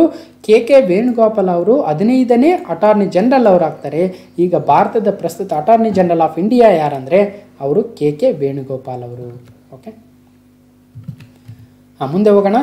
11ನೇ ಪ್ರಶ್ನೆ, ಕೊಂಕಣ ರೈಲ್ವೆಯ ವಿದ್ಯುದೀಕರಣ, ಎಲೆಕ್ಟ್ರಿಫಿಕೇಶನ್ ಆಫ್ ಕೊಂಕಣ್ ರೈಲ್ವೆ. ಹಾಗಾದರೆ ಕೊಂಕಣ್ ರೈಲ್ವೆ ಎಲ್ಲಿ ಬರುತ್ತೆ, ಎಷ್ಟು ವಿದ್ಯುದೀಕರಣ ಆಗಿದೆ, ಯಾವಾಗ ರೆಡಿ ಆಗುತ್ತೆ ಅಂತ ನೋಡ್ತಾ ಹೋಗೋಣ. ಆಗಸ್ಟ್ನಿಂದ ಪರಿಸರ ಸ್ನೇಹಿ ಕೊಂಕಣ ರೈಲ್ವೆ. ಕೊಂಕಣ ರೈಲ್ವೆಯ ವಿದ್ಯುದೀಕರಣ ಕಾಮಗಾರಿ 20% ಬಾಕಿ ಇದೆ ಅಂತೆ. ಮಹಾರಾಷ್ಟ್ರದ ರೋಹದಿಂದ ಮಂಗಳೂರಿನವರೆಗೂ ಕೊಂಕಣ ರೈಲ್ವೆ ವಿದ್ಯುದೀಕರಣ ಕಾಮಗಾರಿ 80% ಮುಗಿದಿದ್ದು ಆಗಸ್ಟ್ನಲ್ಲಿ ಪೂರ್ಣಗೊಳ್ಳಲಿದೆ. ಓಕೆ, 756 ಕಿಲೋಮೀಟರ್ ರೈಲ್ವೆ ಮಾರ್ಗ ಇದೆ. Very important. ಎಷ್ಟು ಕಿಲೋಮೀಟರ್ ಇದೆ ಅಂದರೆ 756 ಕಿಲೋಮೀಟರ್ ರೈಲ್ವೆ ಮಾರ್ಗವನ್ನು 1100 ಕೋಟಿ ರೂಪಾಯಿ ವೆಚ್ಚದಲ್ಲಿ ವಿದ್ಯುದೀಕರಣಗೊಳಿಸಿ ಆಗಸ್ಟ್ ಒಟ್ಟಿನಲ್ಲಿ 2022ರ ವೇಳೆಗೆ ಮುಗಿಸ್ತೀವಿ ಅಂತ ಹೇಳಿದ್ರೆ ಈಗ ಬಹಳ ಬೇಗನೆ ಮುಗಿಸ್ತಾ ಇದ್ದಾರೆ. ಸೊ ಇದು ಒಳ್ಳೆಯ ಬೆಳವಣಿಗೆ. ಅಂದರೆ ಈ ಕೋವಿಡ್-19 ಟೈಮಲ್ಲಿ ಈ ಏನು ರೈಲ್ವೆಗಳನ್ನ ಓಡಾಡಿಸ್ತಾ ಇರಲಿಲ್ಲ, ಬಂದ್ ಮಾಡಿದ್ರು, ಅಂಥ ಟೈಮಲ್ಲಿ ಒಳ್ಳೆಯ ಕೆಲಸವನ್ನು ಮಾಡಿದ್ದಾರೆ ಅಂತಕ್ಕಂಥದ್ದು ಅಲ್ವಾ. ಸೊ ಈ ರಸ್ತೆ ನಿರ್ಮಾಣ ಆಗಿರಲಿ, ಈಗ ಮತ್ತೆ ಲಾಕ್ಡೌನ್ ಬರ್ತಾ ಇದ್ದಾವೆ, ಇಂಥ ಟೈಮಲ್ಲಿ ಈ ಉಳಿದಿರ್ತಕ್ಕಂಥ ಕೆಲಸಗಳನ್ನು ಮುಗಿಸ್ತಕ್ಕಂಥದ್ದು ಒಳ್ಳೆಯ ಬೆಳವಣಿಗೆ ಅಂತಕ್ಕಂಥದ್ದು. ಓಕೆ, ಸೊ ಇದರಿಂದ 100 ಕೋಟಿ ರೂಪಾಯಿ ಉಳಿತಾಯ ಆಗುತ್ತೆ. ಓಕೆ, ವಿದ್ಯುತ್ ಬಳಕೆಯಿಂದ ಕೊಂಕಣ ರೈಲ್ವೆ ಡೀಸೆಲ್ಗೆ ಬಳಸುವ ವೆಚ್ಚದಲ್ಲಿ ವಾರ್ಷಿಕವಾಗಿ 100 ಕೋಟಿ ರೂಪಾಯಿ ಉಳಿತಾಯವಾಗಲಿದೆ. ವಿದ್ಯುತ್ ವ್ಯತ್ಯಯ ಆದರೆ ರೈಲು ಸಂಚಾರ ನಿಲ್ಲದಂತೆ ಡೀಸೆಲ್ ವ್ಯವಸ್ಥೆಯನ್ನು ಕೂಡ ಮಾಡಿಕೊಳ್ಳಲಾಗಿದೆ. ಓಕೆ, ಇನ್ನು ಒಟ್ಟಾರೆಯಾಗಿ ಭಾರತ ರೈಲ್ವೆಯನ್ನು ತೆಗೆದುಕೊಂಡಾಗ 63,949 ಕಿಲೋಮೀಟರ್ ಮಾರ್ಗದ ಪೈಕಿ 2021 ಮಾರ್ಚ್ 31ಕ್ಕೆ 45,881 ಕಿಲೋಮೀಟರ್ ವಿದ್ಯುದೀಕರಣವಾಗಿ ಭಾರತದ ರೈಲ್ವೆಯ ಒಟ್ಟಾರೆಯಾಗಿ 71% ವಿದ್ಯುದೀಕರಣವಾಗಿದೆ ಅಂತಕ್ಕಂಥದ್ದು ಇದು ಕೂಡ ಕೇಳ್ಬೋದು. ಓಕೆ, ಸೊ ಇಷ್ಟು ಕೊಂಕಣ ರೈಲ್ವೆ ಮತ್ತು ಭಾರತದ ಒಟ್ಟು ರೈಲ್ವೆ ಮಾರ್ಗ ವಿದ್ಯುದೀಕರಣದ ಬಗ್ಗೆ ನೋಡಿದ್ವಿ. ಇನ್ನು ಕೊಂಕಣ ರೈಲ್ವೆಯ ಒಂದಷ್ಟು ಇನ್ಫಾರ್ಮೇಷನ್ ನೋಡೋದಾದರೆ ಇದು ಮಹಾರಾಷ್ಟ್ರದ ರೋಹದಿಂದ ಕರ್ನಾಟಕದ ಮಂಗಳೂರಿನ ತೋಕೂರು ಅಂತಕ್ಕಂಥ ಒಂದು ಸ್ಟಾಪ್ವರೆಗೂ ಒಟ್ಟು 756 ಕಿಲೋಮೀಟರ್ ಉದ್ದದ ರೈಲ್ವೆ ಆಗುತ್ತೆ ಕೊಂಕಣ ರೈಲ್ವೆ. ಇದು ಭಾರತದ ಒಂದು ವೆರಿ ಚಾಲೆಂಜಿಂಗ್ ಆಗಿರ್ತಕ್ಕಂಥ ಪಶ್ಚಿಮ ಘಟ್ಟಗಳ ಮುಖಾಂತರ ಹಾದು ಹೋಗ್ತಕ್ಕಂಥ ಒಂದು ರೈಲ್ವೆ ಮಾರ್ಗವಾಗುತ್ತೆ. ಓಕೆ, ಭಾಳ ಚಾಲೆಂಜಿಂಗ್ ಒಂದು ಸಿವಿಲ್ ಇಂಜಿನಿಯರಿಂಗ್ ಪ್ರಾಜೆಕ್ಟ್ ಆಗಿತ್ತು ಅಂತಕ್ಕಂಥದ್ದು. ಓಕೆ, ಇದು 1998ರಲ್ಲಿ ಆರಂಭ ಆಯಿತು, 23 ವರ್ಷಗಳಾಗಿದ್ದಾವೆ ಅಂತಕ್ಕಂಥದ್ದು. ಓಕೆ, ಎಲ್ಲಿಂದ ಅಂದರೆ ನೋಡಿ, ಮಹಾರಾಷ್ಟ್ರದ ರೋಹದಿಂದ ಕರ್ನಾಟಕದ ಮಂಗಳೂರಿನ ತೋಕೂರುವರೆಗೂ ಒಟ್ಟು 750 ಕಿಲೋಮೀಟರ್ ಮಾರ್ಗ ಪಶ್ಚಿಮ ಘಟ್ಟಗಳ ಮುಖಾಂತರ ಹಾದು ಹೋಗ್ತಕ್ಕಂಥ ಒಂದು ರಮಣೀಯವಾಗಿರ್ತಕ್ಕಂಥ ಒಂದು ರೈಲ್ವೆ ಮಾರ್ಗವಾಗುತ್ತೆ ಕೊಂಕಣ ರೈಲ್ವೆ ಮಾರ್ಗ. ಓಕೆ, ಇನ್ನು 12ನೇ ಪ್ರಶ್ನೆ, ಮಮತಾ ಬ್ಯಾನರ್ಜಿ ಅವರು ತೃಣಮೂಲ ಕಾಂಗ್ರೆಸ್ನ ಮುಖ್ಯಸ್ಥೆ. ಅವರು ಈಗ ಪಶ್ಚಿಮ ಬಂಗಾಳದಲ್ಲಿ ಎಲೆಕ್ಷನ್ನ ಗೆದ್ದಿದ್ದಾರೆ, ಅಂದರೆ ಒಟ್ಟಾರೆಯಾಗಿ ಅವರ ಪಕ್ಷ ಗೆದ್ದಿದೆ. ಆದರೆ ಅವರು ಸ್ವತಃ ನಂದಿಗ್ರಾಮ್ ಅಂತಕ್ಕಂಥ ಒಂದು ವಿಧಾನಸಭಾ ಕ್ಷೇತ್ರದಲ್ಲಿ ಸುವೇಂದು ಅಧಿಕಾರಿ ವಿರುದ್ಧ ಸೋತಿದ್ದಾರೆ. ಹಾಗಾದರೆ ಅವರು ಮುಖ್ಯಮಂತ್ರಿ ಆಗ್ಬೋದಾ? ಈಗ ಮುಖ್ಯಮಂತ್ರಿ ಆಗಿದ್ದಾರೆ. ಯಾಕೆ ಆಗ್ಬೋದು ಅಂತ ನಾನು ಮುಂದೆ ಹೇಳ್ತೀನಿ. ಮಮತಾ ಬ್ಯಾನರ್ಜಿ ಅವರು ಪಶ್ಚಿಮ ಬಂಗಾಳದ ಮುಖ್ಯಮಂತ್ರಿ ಆಗುತ್ತಿರುವುದು ಎಷ್ಟನೇ ಬಾರಿ ಅಲ್ವಾ? ಮೊದಲನೇ ಬಾರಿನ, 2ನೇ ಬಾರಿನ, 3ನೇ ಬಾರಿನ, 4ನೇ ಬಾರಿನ ಅಲ್ವಾ? ನೋಡಿ, ಹೌದು ಮುಖ್ಯಮಂತ್ರಿ ಆಗ್ತಾ ಇದ್ದಾರೆ. ಅವರು ಯಾವ ಪಕ್ಷದ ಮುಖಂಡ ಎಂಬುದು ಗೊತ್ತಾಗಿದೆ. ಆದರೆ ಕ್ವಶನ್ ಈ ಥರ ಬಂದರೆ ಕಷ್ಟ ಆಗ್ಬಿಡುತ್ತೆ ಅಲ್ವಾ? ಸೊ ಹಾಗಾದರೆ ಸರಿಯಾದ ಉತ್ತರ ಗೆಸ್ ಮಾಡಿ. ಸರಿಯಾದ ಉತ್ತರ 3ನೇ ಬಾರಿಗೆ ಅವರೀಗ ಮುಖ್ಯಮಂತ್ರಿ ಆಗ್ತಾ ಇದ್ದಾರೆ ಪಶ್ಚಿಮ ಬಂಗಾಳದ. ಇನ್ನೊಂದು ಇಂಪಾರ್ಟೆಂಟ್, ಅವರು ಕನ್ಸರ್ವೇಟಿವ್ ಆಗಿ ಮುಖ್ಯಮಂತ್ರಿ ಆಗ್ತಾ ಇದ್ದಾರೆ, ಅಂದರೆ ಸತತವಾಗಿ 3ನೇ ಬಾರಿಗೆ ಮುಖ್ಯಮಂತ್ರಿ ಆಗ್ತಾ ಇದ್ದಾರೆ. ಅದು ಕೂಡ ಹೆಗ್ಗಳಿಕೆ. ಓಕೆ, ನೋಡ್ತಾ ಹೋಗೋಣ. Mamata Banerjee takes oath as West Bengal CM for her 3rd consecutive term. 3ನೇ ಸತತ ಬಾರಿಗೆ ಅವರು ಪಶ್ಚಿಮ ಬಂಗಾಳದ ಮುಖ್ಯಮಂತ್ರಿ ಆಗ್ತಾ ಇದ್ದಾರೆ. ಓಕೆ, ಅವರಿಗೆ ಪ್ರಮಾಣ ವಚನವನ್ನು ಬೋಧಿಸಿದರೆ ಆ ಒಂದು ಪಶ್ಚಿಮ ಬಂಗಾಳ ರಾಜ್ಯದ ಗವರ್ನರ್, ರಾಜ್ಯಪಾಲರಾಗಿರ್ತಕ್ಕಂಥ ಜಗದೀಪ್ ಧನ್ಕರ್ ಅವರು. ಓಕೆ, ಇಲ್ಲಿ ಒಂದು ಇಂಪಾರ್ಟೆಂಟು, ಪಶ್ಚಿಮ ಬಂಗಾಳದ ಈಗ ಹೊಸ ಮುಖ್ಯಮಂತ್ರಿ ಯಾರಂದರೆ ಮಮತಾ ಬ್ಯಾನರ್ಜಿ ಅವರು. ಎಷ್ಟನೇ ಬಾರಿಗೆ ಅಂದರೆ 3ನೇ ಬಾರಿಗೆ. ಅಲ್ಲಿರ್ತಕ್ಕಂಥ ರಾಜ್ಯಪಾಲರು ಯಾರಂದರೆ ಜಗದೀಪ್ ಧನ್ಕರ್ ಅವರು. ಸೊ ಇಷ್ಟು ಇದ್ರ ಬಗ್ಗೆ ತಿಳ್ಕೋಬೇಕು. ಸೊ ನೆಕ್ಸ್ಟ್ ಈಗ ಆ ಪ್ರಶ್ನೆಗೆ ಬರ್ತೀನಿ. ಏನು ಹೇಳ್ತಾ ಇದ್ದೆ, ಒಂದು ರಾಜ್ಯದ ಮಂತ್ರಿ ಅಥವಾ ಮುಖ್ಯಮಂತ್ರಿ ಆಗಬೇಕಾದ್ರೆ ಇರಬೇಕಾದ ಅರ್ಹತೆ ಬಗ್ಗೆ ಸಂವಿಧಾನದ ಯಾವ ವಿಧಿಯಲ್ಲಿ ಹೇಳಲಾಗಿದೆ? Which article of the Constitution of India mentions about the criteria required to be a minister or chief minister of a state? So ಇದು ವೆರಿ ಇಂಪಾರ್ಟೆಂಟ್ ಕ್ವಶನು. ನೋಡಿ, ಈಗ ನಾವು ಪಾಲಿಟಿ ಕಡೆ ಬರ್ತಾ ಇದ್ದೀವಿ, ಕಾನ್ಸ್ಟಿಟ್ಯೂಷನ್ ಕಡೆ ಬರ್ತಾ ಇದ್ದೀವಿ, ಜಿಯೋಗ್ರಫಿ ಮಾತಾಡಿದ್ವಿ, ಸ್ಪೋರ್ಟ್ಸ್ ಮಾತಾಡಿದ್ವಿ ಅಲ್ವಾ? ಸೊ ಈಗ ಪಾಲಿಟಿ ಅಥವಾ ಕಾನ್ಸ್ಟಿಟ್ಯೂಷನ್ ಬಗ್ಗೆ ಬರ್ತಾ ಇದ್ದೀವಿ. ಹಾಗಾದರೆ ಈಗ ಒಂದು ಎಕ್ಸಾಂಪಲ್ ನೋಡೋಣ. ಈಗ ಮಮತಾ ಬ್ಯಾನರ್ಜಿ ಅವರು ನಂದಿಗ್ರಾಮದಲ್ಲಿ ಸೋತಿದ್ದಾರೆ ಅಂತ ಹೇಳ್ತಾ ಇದ್ದೀವಿ. ಹಾಗಾದರೆ ಅವರು ಮುಖ್ಯಮಂತ್ರಿ ಆಗ್ಬೋದಾ ಅಲ್ವಾ? Basic simple question. ಭಾಳ ಜನಕ್ಕೆ ಪಾಲಿಟಿ ಓದಿರೋರಿಗೆ ಗೊತ್ತಿರುತ್ತೆ ಆಗ್ಬೋದು ಅಂತ. ಸೊ ಹಾಗಾದರೆ ಅದನ್ನು ಯಾವ ಆರ್ಟಿಕಲ್ ಅಂತ ಕೇಳಿದರೆ ಕಷ್ಟ ಆಗ್ಬಿಡುತ್ತೆ. ಗೊತ್ತಿರುತ್ತೆ ಆಗ್ಬೋದು ಅಂತ, ಬಟ್ ಯಾವ ಆರ್ಟಿಕಲ್ ಅಂತ ಗೊತ್ತಿರಲ್ಲ. ಸೊ ಅದೆಲ್ಲವನ್ನು ಒಂದು ಬ್ರೀಫಾಗಿ ತಿಳ್ಕೊಳ್ತಾ ಹೋಗೋಣ. Article 164, particularly article 164 4th point ಅಂತ. ಓಕೆ, ನೋಡ್ತಾ ಹೋಗೋಣ. ಆರ್ಟಿಕಲ್ 164 ಮಿನಿಸ್ಟರ್ಗಳು ಯಾರಾಗಬೇಕು ಅಂತ ಹೇಳ್ತಾ ಹೋಗುತ್ತೆ. ಇಲ್ಲಿ ನನಗೆ ಸೊ ಮೊದಲನೇ ಪಾಯಿಂಟ್ ಡೈರೆಕ್ಟಾಗಿ ನಾವು ನೇರವಾಗಿ 4ನೇ ಅಂಶಕ್ಕೆ ಹೋಗೋಣ. 4ನೇ ಅಂಶದಲ್ಲಿ ಏನು ಹೇಳ್ತಾರೆ ಅನ್ನೋದಾದರೆ ನೋಡಿ, A minister who for any period of 6 consecutive months is not a member of the legislative of the state shall at the expiration of that period cease to be a minister. ಕನ್ನಡದಲ್ಲಿ ಹೇಳ್ತೀನಿ, ಯಾರಾದರೂ ಒಬ್ಬರು minister ಆಗಿದ್ದಾರೆ ಅಥವಾ chief minister ಆಗಿದ್ದಾರೆ ಅಂದರೆ ಅವರು 6 ತಿಂಗಳ ಕಾಲ ಮಾತ್ರ ಆ ಒಂದು ಹುದ್ದೆಯಲ್ಲಿರಬಹುದು. ಒಂದು ವೇಳೆ ಅವರು ಆ ಒಂದು ರಾಜ್ಯದಲ್ಲಿ ದ್ವಿಸದನವಾಗಿದ್ದರೆ ಅಂದರೆ ವಿಧಾನಸಭೆ ಮತ್ತು ವಿಧಾನ ಪರಿಷತ್ ಇದ್ದರೆ, ಅಥವಾ ಏಕಸದನವಾಗಿದ್ದರೆ ಅಂದರೆ ಕೇವಲ ವಿಧಾನಸಭೆ ಮಾತ್ರ ಇದ್ದರೆ ಆ 6 ತಿಂಗಳ ಸಮಯದೊಳಗಡೆ ಅವರು ಯಾವುದಾದರೂ ಒಂದು ಸಭೆಯ ಸದಸ್ಯರಾಗಲೇಬೇಕು. ಇಲ್ಲದೆ ಹೋದರೆ ಅವರ ಒಂದು ಮಂತ್ರಿ ಸ್ಥಾನ ಅಥವಾ ಮುಖ್ಯಮಂತ್ರಿ ಸ್ಥಾನ ಆಟೋಮೆಟಿಕಲಿ 6 ತಿಂಗಳ ಮುಗಿದ ತಕ್ಷಣ ಮುಗಿದೋಗುತ್ತೆ. ಅವರು ಆ ಒಂದು ಹುದ್ದೆಯಲ್ಲಿ ಮುಂದುವರಿಯೋದಕ್ಕೆ ಸಾಧ್ಯ ಇಲ್ಲ ಅಂತಕ್ಕಂಥದ್ದು ಆರ್ಟಿಕಲ್ 164 ಅಥವಾ ಆರ್ಟಿಕಲ್ 164/4 ಹೇಳ್ತಾ ಹೋಗ್ತಾರೆ. ಓಕೆ, ಅದಕ್ಕೋಸ್ಕರ ಈಗ ಮಮತಾ ಬ್ಯಾನರ್ಜಿಯವರು ಆ ಒಂದು ರಾಜ್ಯದ ಮುಖ್ಯಮಂತ್ರಿಯಾಗಿ ಆಗ್ಬೋದು, ಆದರೆ 6 ತಿಂಗಳೊಳಗೆ ಅವರು ಆ ಒಂದು ರಾಜ್ಯದಲ್ಲಿ ವಿಧಾನಸಭೆಯ ಒಂದು ಸದಸ್ಯರಾಗಬೇಕು, ಅಥವಾ ವಿಧಾನ ಪರಿಷತ್ ಇದ್ದರೆ ವಿಧಾನ ಪರಿಷತ್ನ ಸದಸ್ಯರು ಬೇಕಾದರೂ ಆಗ್ಬೋದು. ಸೊ ಇದು ಆರ್ಟಿಕಲ್ 164/4 ಹೇಳ್ತಾ ಹೋಗ್ತಾರೆ. ಓಕೆ, ಸೊ ಇದಕ್ಕೆ ಒಂದು ಉತ್ತಮವಾಗಿರ್ತಕ್ಕಂಥ ಒಂದು ಗುಡ್ ಎಕ್ಸಾಂಪಲ್ ಇತ್ತೀಚೆಗೆ ಆಗಿತ್ತು ನೋಡಿ. Unelected Uddhav Thackeray has a month to save CM job, constitution gives him these options. ಇಲ್ಲೇನಾಗಿತ್ತು, ಶಿವಸೇನೆಯ ಮುಖಂಡರಾಗಿರ್ತಕ್ಕಂಥ ಉದ್ಧವ್ ಠಾಕ್ರೆಯವರು ಓಕೆ ಬೇರೆ ಬೇರೆ ಪಕ್ಷಗಳೊಂದಿಗೆ ಸೇರಿ ನಮ್ಮ ಮಹಾರಾಷ್ಟ್ರದಲ್ಲಿ ಸರ್ಕಾರವನ್ನು ರಚನೆಯನ್ನು ಮಾಡಿದರು. ಅಂದರೆ ಶಿವಸೇನೆ, NCP ಶರದ್ ಪವಾರ್ ಅವರ ಒಂದು NCP ಪಾರ್ಟಿ ಮತ್ತು ಕಾಂಗ್ರೆಸ್ ಪಾರ್ಟಿಗಳ ಜೊತೆಗೂಡಿ ಒಂದು ಅಲ್ಲಿ ಅಧಿಕಾರಕ್ಕೆ ಬಂದರು. ಆದರೆ ಉದ್ಧವ್ ಠಾಕ್ರೆ ಅವರು ಯಾವುದೇ ಒಂದು ವಿಧಾನಸಭಾ ಕ್ಷೇತ್ರದಲ್ಲಿ ನಿಂತಿರಲಿಲ್ಲ, ಗೆದ್ದಿರಲಿಲ್ಲ. ಹಾಗಾದರೆ ಅವರು 6 ತಿಂಗಳೊಳಗೆ ಎಲೆಕ್ಷನ್ಗೆ ನಿಂತಾದರೂ ಗೆಲ್ಲಬೇಕು, ಅಂದರೆ ವಿಧಾನಸಭೆಯನ್ನಾದರೂ ಪ್ರವೇಶಿಸಬೇಕು. ಇಲ್ಲದೆ ಹೋದರೆ ಮಹಾರಾಷ್ಟ್ರದಲ್ಲಿ ವಿಧಾನ ಪರಿಷತ್ ಇದೆ, ಆ ವಿಧಾನ ಪರಿಷತ್ಗಾದರೂ ಗೆಲ್ಲಬೇಕಾಗಿತ್ತು. ಆದರೆ ಇಲ್ಲೇನಾಯಿತು, ಅವ್ರದ್ದೇ ಸರ್ಕಾರ ಇದೆ, ಹಾಗಾಗಿ ಅವರು ಆರಾಮಾಗಿ ವಿಧಾನ ಪರಿಷತ್ಗೆ ಸೆಲೆಕ್ಟ್ ಆಗ್ಬೋದಾಗಿತ್ತು, ವಿಧಾನ ಪರಿಷತ್ನ ಪ್ರವೇಶವನ್ನು ಮಾಡ್ಬೋದಾಗಿತ್ತು. ಆದರೆ ಇಲ್ಲಿ ಏನಾಯಿತು ಪ್ರಾಬ್ಲಮ್ಮು, ಕೋವಿಡ್-19 ಪ್ಯಾಂಡಮಿಕ್ ಆ ಟೈಮಲ್ಲಿ ಜಾಸ್ತಿ ಆಗಿಬಿಡ್ತು. ಹಾಗಾಗಿ ಆ ವಿಧಾನ ಪರಿಷತ್ ಚುನಾವಣಾ ಆಯೋಗ ಮುಂದಕ್ಕೆ ಹಾಕ್ಬಿಡ್ತು. ಆದರೆ ಏನು ಮಾಡಬೇಕು, 6 ತಿಂಗಳೊಳಗೆ ಆಗಬೇಕಾಗಿತ್ತು. ಅವರು 28 ನವೆಂಬರು ಮುಖ್ಯಮಂತ್ರಿಯಾಗಿ ಪ್ರಮಾಣ ವಚನವನ್ನು ಸ್ವೀಕರಿಸಿದ್ರು. ಹಾಗಾದರೆ 28 ಮೇ ಒಳಗಡೆ ಅವರು ಉಭಯ ಸದನಗಳಲ್ಲಿ ಯಾವುದಾದ್ರೂ ಸದನಕ್ಕೆ ಅವರು ಸದಸ್ಯರಾಗಲೇಬೇಕಾಗಿತ್ತು. ಆದರೆ ಎಲೆಕ್ಷನ್ ಮುಂದಕ್ಕೆ ಹಾಕ್ಬಿಟ್ರು. ಆವಾಗ ಅವರಿಗೆ 1 ಮಂತ್ ಟೈಮ್ ಮಾತ್ರ ಸಿಕ್ತು. ಮತ್ತೆ ಎಲೆಕ್ಷನ್ ಕಮಿಷನ್ನು ಮತ್ತೆ ಅವರಿಗೆ ಒಂದು ಆಪ್ಷನನ್ನು ಕೊಟ್ಟು ಎಲೆಕ್ಷನನ್ನು ನಡೆಸಿತು. ಆಗ finally Uddhav Thackeray elected Maharashtra MLC. So ಮತ್ತೆ ಎಲೆಕ್ಷನ್ ನಡೆದಾಗ ಅವರು ಅನ್ಕಂಟೆಸ್ಟ್ ಆಗಿ ಗೆಲ್ತಾರೆ. ಆಗ ಆ ಒಂದು ಮಹಾವಿಕಾಸ ಅಘಡಿ ಅಂತಕ್ಕಂಥ ಒಂದು ಒಕ್ಕೂಟವನ್ನು ರಚಿಸ್ಕೊಂಡು ಅಲ್ಲೇನು ಸರ್ಕಾರವನ್ನು ರಚನೆ ಮಾಡಿದ್ರು, ಅವರು ಮತ್ತೆ 6 ತಿಂಗಳೊಳಗೆ ಮೇ 14ಕ್ಕೆ ಆದರೆ ಆ್ಯಕ್ಚುಲಿ ಮೇ 28ರವರೆಗೂ ಸಮಯ ಇತ್ತು. ಮೇ 14ಕ್ಕೆ ಮತ್ತೆ ಅವರು ಆ ಒಂದು ಮಹಾರಾಷ್ಟ್ರ ವಿಧಾನ ಪರಿಷತ್ನ ಸದಸ್ಯರಾಗ್ತಾರೆ. ಹಾಗಾಗಿ ಅವರು ಮತ್ತೆ ಈಗ ಮುಖ್ಯಮಂತ್ರಿಯಾಗಿ ಮುಂದುವರೆದಿದ್ದಾರೆ. ಸೊ ಇದು ಆರ್ಟಿಕಲ್ 164/4 ಆಗುತ್ತೆ.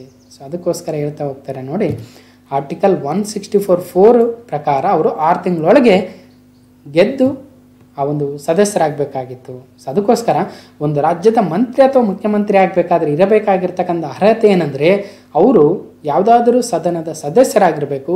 ಒಂದು ವೇಳೆ ಸದನದ ಸದಸ್ಯರಾಗಿಲ್ಲ ಅಂದರೆ 6 ತಿಂಗಳೊಳಗಾಗಿ ಆ ಸದನದ ಸದಸ್ಯರಾಗಬೇಕಾಗುತ್ತೆ. ಇಲ್ಲದೆ ಹೋದರೆ ಅವರ ಒಂದು ಮಿನಿಸ್ಟರ್ಶಿಪ್ಪು ಕೀಸ್ ಆಗುತ್ತೆ ಅಥವಾ ಅಲ್ಲಿಗೆ ಎಕ್ಸ್ಪೈರ್ ಆಗುತ್ತೆ ಅಂತಕ್ಕಂಥದ್ದು. ಸೊ ಚೆನ್ನಾಗಿದೆ ಅಲ್ವಾ? ಸೊ ನೆನ್ಪಿಡಿ ಆರ್ಟಿಕಲ್ 164/4 ಅಂತಕ್ಕಂಥದ್ದು. ಓಕೆ, ಸೊ ನೆಕ್ಸ್ಟು ವಿವಾದದ ಸುಳಿಯಲ್ಲಿ ನದಿ ಜೋಡಣೆ. ಇವಾಗ ರಿವರ್ ಲಿಂಕಿಂಗ್ ಪ್ರಾಜೆಕ್ಟ್ಸು ಇಂಡಿಯಾದಲ್ಲೂ ಇಶ್ಯೂ ಆಗ್ತಾ ಇದ್ದಾವೆ, ನಮ್ಮ ಕರ್ನಾಟಕದಲ್ಲೂ ಕೂಡ ಇಶ್ಯೂ ಆಗ್ತಾ ಇದೆ. ಓಕೆ, ಸೊ ವಿವಾದದ ಸುಳಿಯಲ್ಲಿ ನದಿ ಜೋಡಣೆ ಅಂತ ಒಂದು ಒಳ್ಳೆ ಆರ್ಟಿಕಲ್ ಬಂದಿದೆ. ಏನಂತ ನೋಡ್ತಾ ಹೋಗೋಣ. ಬೇಡ್ತಿ ಮತ್ತು ವರದಾ ನದಿ ಜೋಡಣೆಯನ್ನು ಅದರ ಪ್ರಸ್ತಾವವನ್ನು ಮಾನ್ಯ ಯಡಿಯೂರಪ್ಪರವರು ತಮ್ಮ ಬಜೆಟಲ್ಲಿ ಮಂಡನೆಯನ್ನು ಮಾಡಿದ್ದು ನಾವು ಡಿಸ್ಕಸ್ ಕೂಡ ಮಾಡಿದ್ವಿ. ಓಕೆ, ಅದಕ್ಕೆ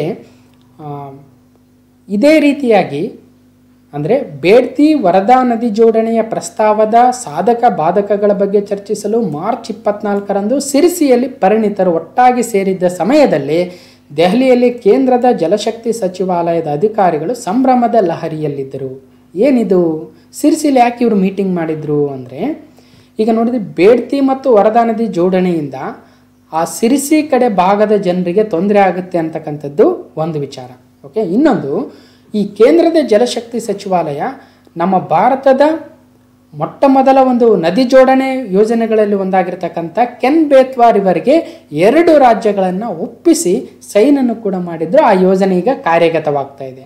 ಹಾಗಾದರೆ ಕೆನ್ ಬೇತ್ವಾ ರಿವರ್ದು ಏನು ಇಶ್ಯೂ ಏನು ನಡೆದಿತ್ತು ಅಂತ ನೋಡೋದಾದರೆ ಮಾರ್ಚ್ 22ರ ವಿಶ್ವ ಜಲ ದಿನಾಚರಣೆಯಂದು ಜಲಶಕ್ತಿ ಸಚಿವಾಲಯದ ಸತತ ಪ್ರಯತ್ನದಿಂದ ಉತ್ತರ ಪ್ರದೇಶ ಮತ್ತು ಮಧ್ಯಪ್ರದೇಶ ಸರ್ಕಾರಗಳು ಕೆನ್ ಬೇತ್ವಾ ನದಿಗಳ ಜೋಡಣೆಯಿಂದ ದೊರೆಯುವ ನೀರಿನ ಹಂಚಿಕೆಯ ಒಪ್ಪಂದಕ್ಕೆ ಸಹಿ ಹಾಕಿದ್ವು.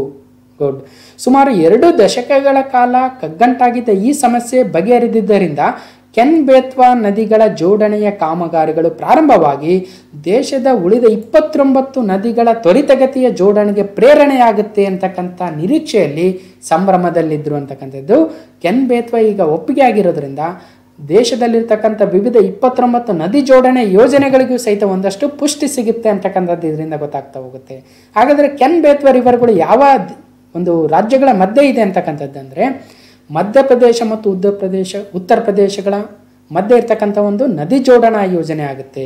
ಓಕೆ, ಈ ಒಂದು ಕೆನ್ ಬೇತ್ವಾ ನದಿಗಳು ಮಧ್ಯಪ್ರದೇಶ ಮತ್ತು ಉತ್ತರ ಪ್ರದೇಶಗಳ ಮೂಲಕ ಹರಿದು ಮುಂದೆ ಯಮುನಾ ನದಿಯನ್ನು ಸೇರ್ತವೆ. ಮುಂದೆ ಯಮುನಾ ನದಿ ಹೋಗಿ ಗಂಗಾ ನದಿಯನ್ನು ಸೇರುತ್ತೆ, ನಮಗೆಲ್ಲ ಗೊತ್ತಿದೆ. ಈ ನದಿಗಳನ್ನು ಜೋಡಿಸಿ ಕೆನ್ ನದಿಯಲ್ಲಿರ್ತಕ್ಕಂಥ ಹೆಚ್ಚುವರಿ ನೀರನ್ನು ಬೇತ್ವಾ ನದಿಗೆ ವರ್ಗಾಯಿಸ್ತಕ್ಕಂಥದ್ದು ಈ ಒಂದು ಯೋಜನೆಯ ಮುಖ್ಯ ಉದ್ದೇಶ ಆಗುತ್ತೆ. ಈ ನದಿ ಜೋಡಣೆ ಪೂರ್ಣಗೊಂಡ ನಂತರ ಮಧ್ಯಪ್ರದೇಶದ 8.11 ಲಕ್ಷ ಹೆಕ್ಟೇರ್ ಮತ್ತು ಉತ್ತರ ಪ್ರದೇಶದ 2.51 ಲಕ್ಷ ಹೆಕ್ಟೇರ್ ಪ್ರದೇಶಕ್ಕೆ ನೀರುಣಿಸ್ತಕ್ಕಂಥ ಯೋಜನೆ ಆಗುತ್ತೆ ಮತ್ತು 2 ರಾಜ್ಯಗಳ 62 ಲಕ್ಷ ಜನರಿಗೆ ಕುಡಿಯುವ ನೀರಿನ ಯೋಜನೆ ಆಗುತ್ತೆ ಕೆನ್ ಬೇತ್ವಾ ರಿವರ್ ಯೋಜನೆ. ಓಕೆ, ಜೊತೆಗೆ 103 ಮೆಗಾವ್ಯಾಟ್ಗಳ ವಿದ್ಯುತ್ ಉತ್ಪಾದನೆ ಮಾಡ್ತಕ್ಕಂಥ ಒಂದು ಯೋಜನೆ ಕೂಡ ಇದೆ. ಓಕೆ, ಮಧ್ಯಪ್ರದೇಶ ರಾಜ್ಯದ ಛತ್ತರ್ಪುರ್ ಜಿಲ್ಲೆಯ ದೌದನ್ ಬಳಿ ಒಂದು ಕೆನ್ ನದಿಗೆ ಡ್ಯಾಮನ್ನು ನಿರ್ಮಿಸಬೇಕು ಅಂತಿದ್ದಾರೆ. ಸುಮಾರು 77 ಮೀಟರ್ ಎತ್ತರ ಮತ್ತು 2 ಕಿಲೋಮೀಟರ್ ಅಗಲದ ಕಟ್ಟೆ ನಿರ್ಮಾಣವಾಗಲಿದೆ. ಅಲ್ಲಿಂದ 230 ಕಿಲೋಮೀಟರ್ ಉದ್ದದ ಕಾಲುವೆಯ ನಿರ್ಮಾಣ ಮಾಡುವ ಮೂಲಕ ಬೇತ್ವಾ ನದಿಗೆ ಕನೆಕ್ಟ್ ಮಾಡ್ತಕ್ಕಂಥದ್ದು. ಓಕೆ, ಸೊ ಇಷ್ಟೆಲ್ಲ ಇದ್ದಾವೆ. ಅದಕ್ಕೋಸ್ಕರ ಅಲ್ಲಿ 10 ಹಳ್ಳಿಗಳು ಮುಳುಗಡೆ ಆಗ್ತಾ ಇದ್ದಾವೆ ಅಂತ ಹೇಳ್ತಾ ಇದ್ದಾರೆ. 10,000 ಜನರನ್ನು ಬೇರೆಡೆಗೆ ಸ್ಥಳಾಂತರ ಮಾಡಬೇಕಂತ ಹೇಳ್ತಾ ಇದ್ದಾರೆ. ಸುಮಾರು ಪನ್ನಾ ಹುಲಿ ಸಂರಕ್ಷಣಾ ಪ್ರದೇಶ ಏನಿದೆಯೋ ಅದರ ಒಂದಷ್ಟು ಹೆಕ್ಟೇರ್ ಪ್ರದೇಶ ಮುಳುಗಡೆ ಆಗುತ್ತೆ ಅಂತ ಕೂಡ ಹೇಳ್ತಾ ಇದ್ದಾರೆ. ಸೊ ಇದು ಒಂದು ಈ ನಮ್ಮ PSI ಎಕ್ಸಾಮ್ ಅಥವಾ KS ಎಕ್ಸಾಮ್ ಮೇನ್ಸ್ ಬಂದಾಗ ಭಾಳ ಇಂಪಾರ್ಟೆಂಟ್ ಆಗುತ್ತೆ. ಸೊ ಇದು ಕೆನ್ ರಿವರು ನಾವು ಬೇರೆ ಕಡೆ ಡಿಸ್ಕಸ್ ಮಾಡಿದ್ವಿ. ಇದು ಮುಂದೆ ಹೋಗಿ ಯಮುನಾ ನದಿಯನ್ನು ಸೇರುತ್ತೆ. ಇದು ಬೇತ್ವಾ ರಿವರು. ಸೊ ಇವೆರಡು ಯಮುನಾ ನದಿಯ ಉಪನದಿಗಳು. ಸೊ ಇಲ್ಲಿ ದೌದನ್ ಡ್ಯಾಮನ್ನು ನಿರ್ಮಿಸ್ತಾರೆ. ಈ ಕೆನ್ ರಿವರಿಂದ ಹೆಚ್ಚಿನ ನೀರನ್ನು ಇಲ್ಲಿಂದ ಕೆನಾಲ್ 230 ಕಿಲೋಮೀಟರ್ ಕೆನಾಲ್ ನಿರ್ಮಿಸಿ ಇದರ ಮುಖಾಂತರ ಬೇತ್ವಾ ನದಿಗೆ ಜೋಡಣೆಯನ್ನು ಮಾಡ್ತಾ ಹೋಗ್ತಾರೆ. ಸೊ ಇಷ್ಟು ಇದರ ಬಗ್ಗೆ ತಿಳ್ಕೋಬೇಕು. So important Ken Betwa river important. ಇವೆರಡನ್ನು ಜೋಡಿಸ್ತಾ ಇದ್ದಾರೆ. ಮಧ್ಯಪ್ರದೇಶದ ಮತ್ತು ಉತ್ತರ ಪ್ರದೇಶದ ನಡುವೆ ಇರತಕ್ಕಂಥ ಒಂದು ಯೋಜನೆ ಆಗುತ್ತೆ. ಓಕೆ, ಯಾವ ನದಿಯಿಂದ ಯಾವ ನದಿಗೆ ಅಂದರೆ ಕೆನ್ ನದಿಯಿಂದ ಬೇತ್ವಾ ನದಿಗೆ. ಓಕೆ, ಇನ್ನು ಕರ್ನಾಟಕದಲ್ಲಿ ಯಾವ ನದಿಗಳ ಜೋಡಣೆ ನಡೀತಾ ಇದೆ ಅಂದರೆ ಬೇಡ್ತಿ ಮತ್ತು ವರದಾ ನದಿಗಳ ಜೋಡಣಾ ಕಾರ್ಯ ನಡೀತಾ ಇದೆ. ಓಕೆ, ಮುಂದಿನ ಪ್ರಶ್ನೆಗೆ ಹೋಗೋಣ. Question number 15. 1968ರ ನಂತರ ಮೊದಲ ಬಾರಿಗೆ ರಾತ್ರಿ ಸಮಯದಲ್ಲಿ ಭೂಮಿಗೆ ಇಳಿದ ಅಥವಾ ಲ್ಯಾಂಡ್ ಆಗಿರ್ತಕ್ಕಂಥ ಸ್ಪೇಸ್ ಎಕ್ಸ್ನ ಗಗನಯಾತ್ರಿಗಳು. So NASA astronauts splash land on earth in SpaceX capsule after ISS mission.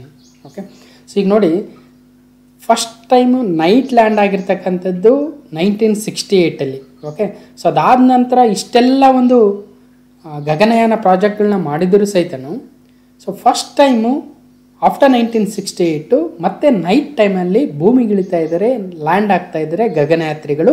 This is the second time ಆಗುತ್ತೆ. ಓಕೆ, ಸೊ ಹಾಗಾದರೆ ಇದ್ರ ಬಗ್ಗೆ ಒಂದಷ್ಟು ಡೀಟೇಲ್ಸ್ಗಳನ್ನು ನೋಡ್ತಾ ಹೋಗೋಣ. ಓಕೆ,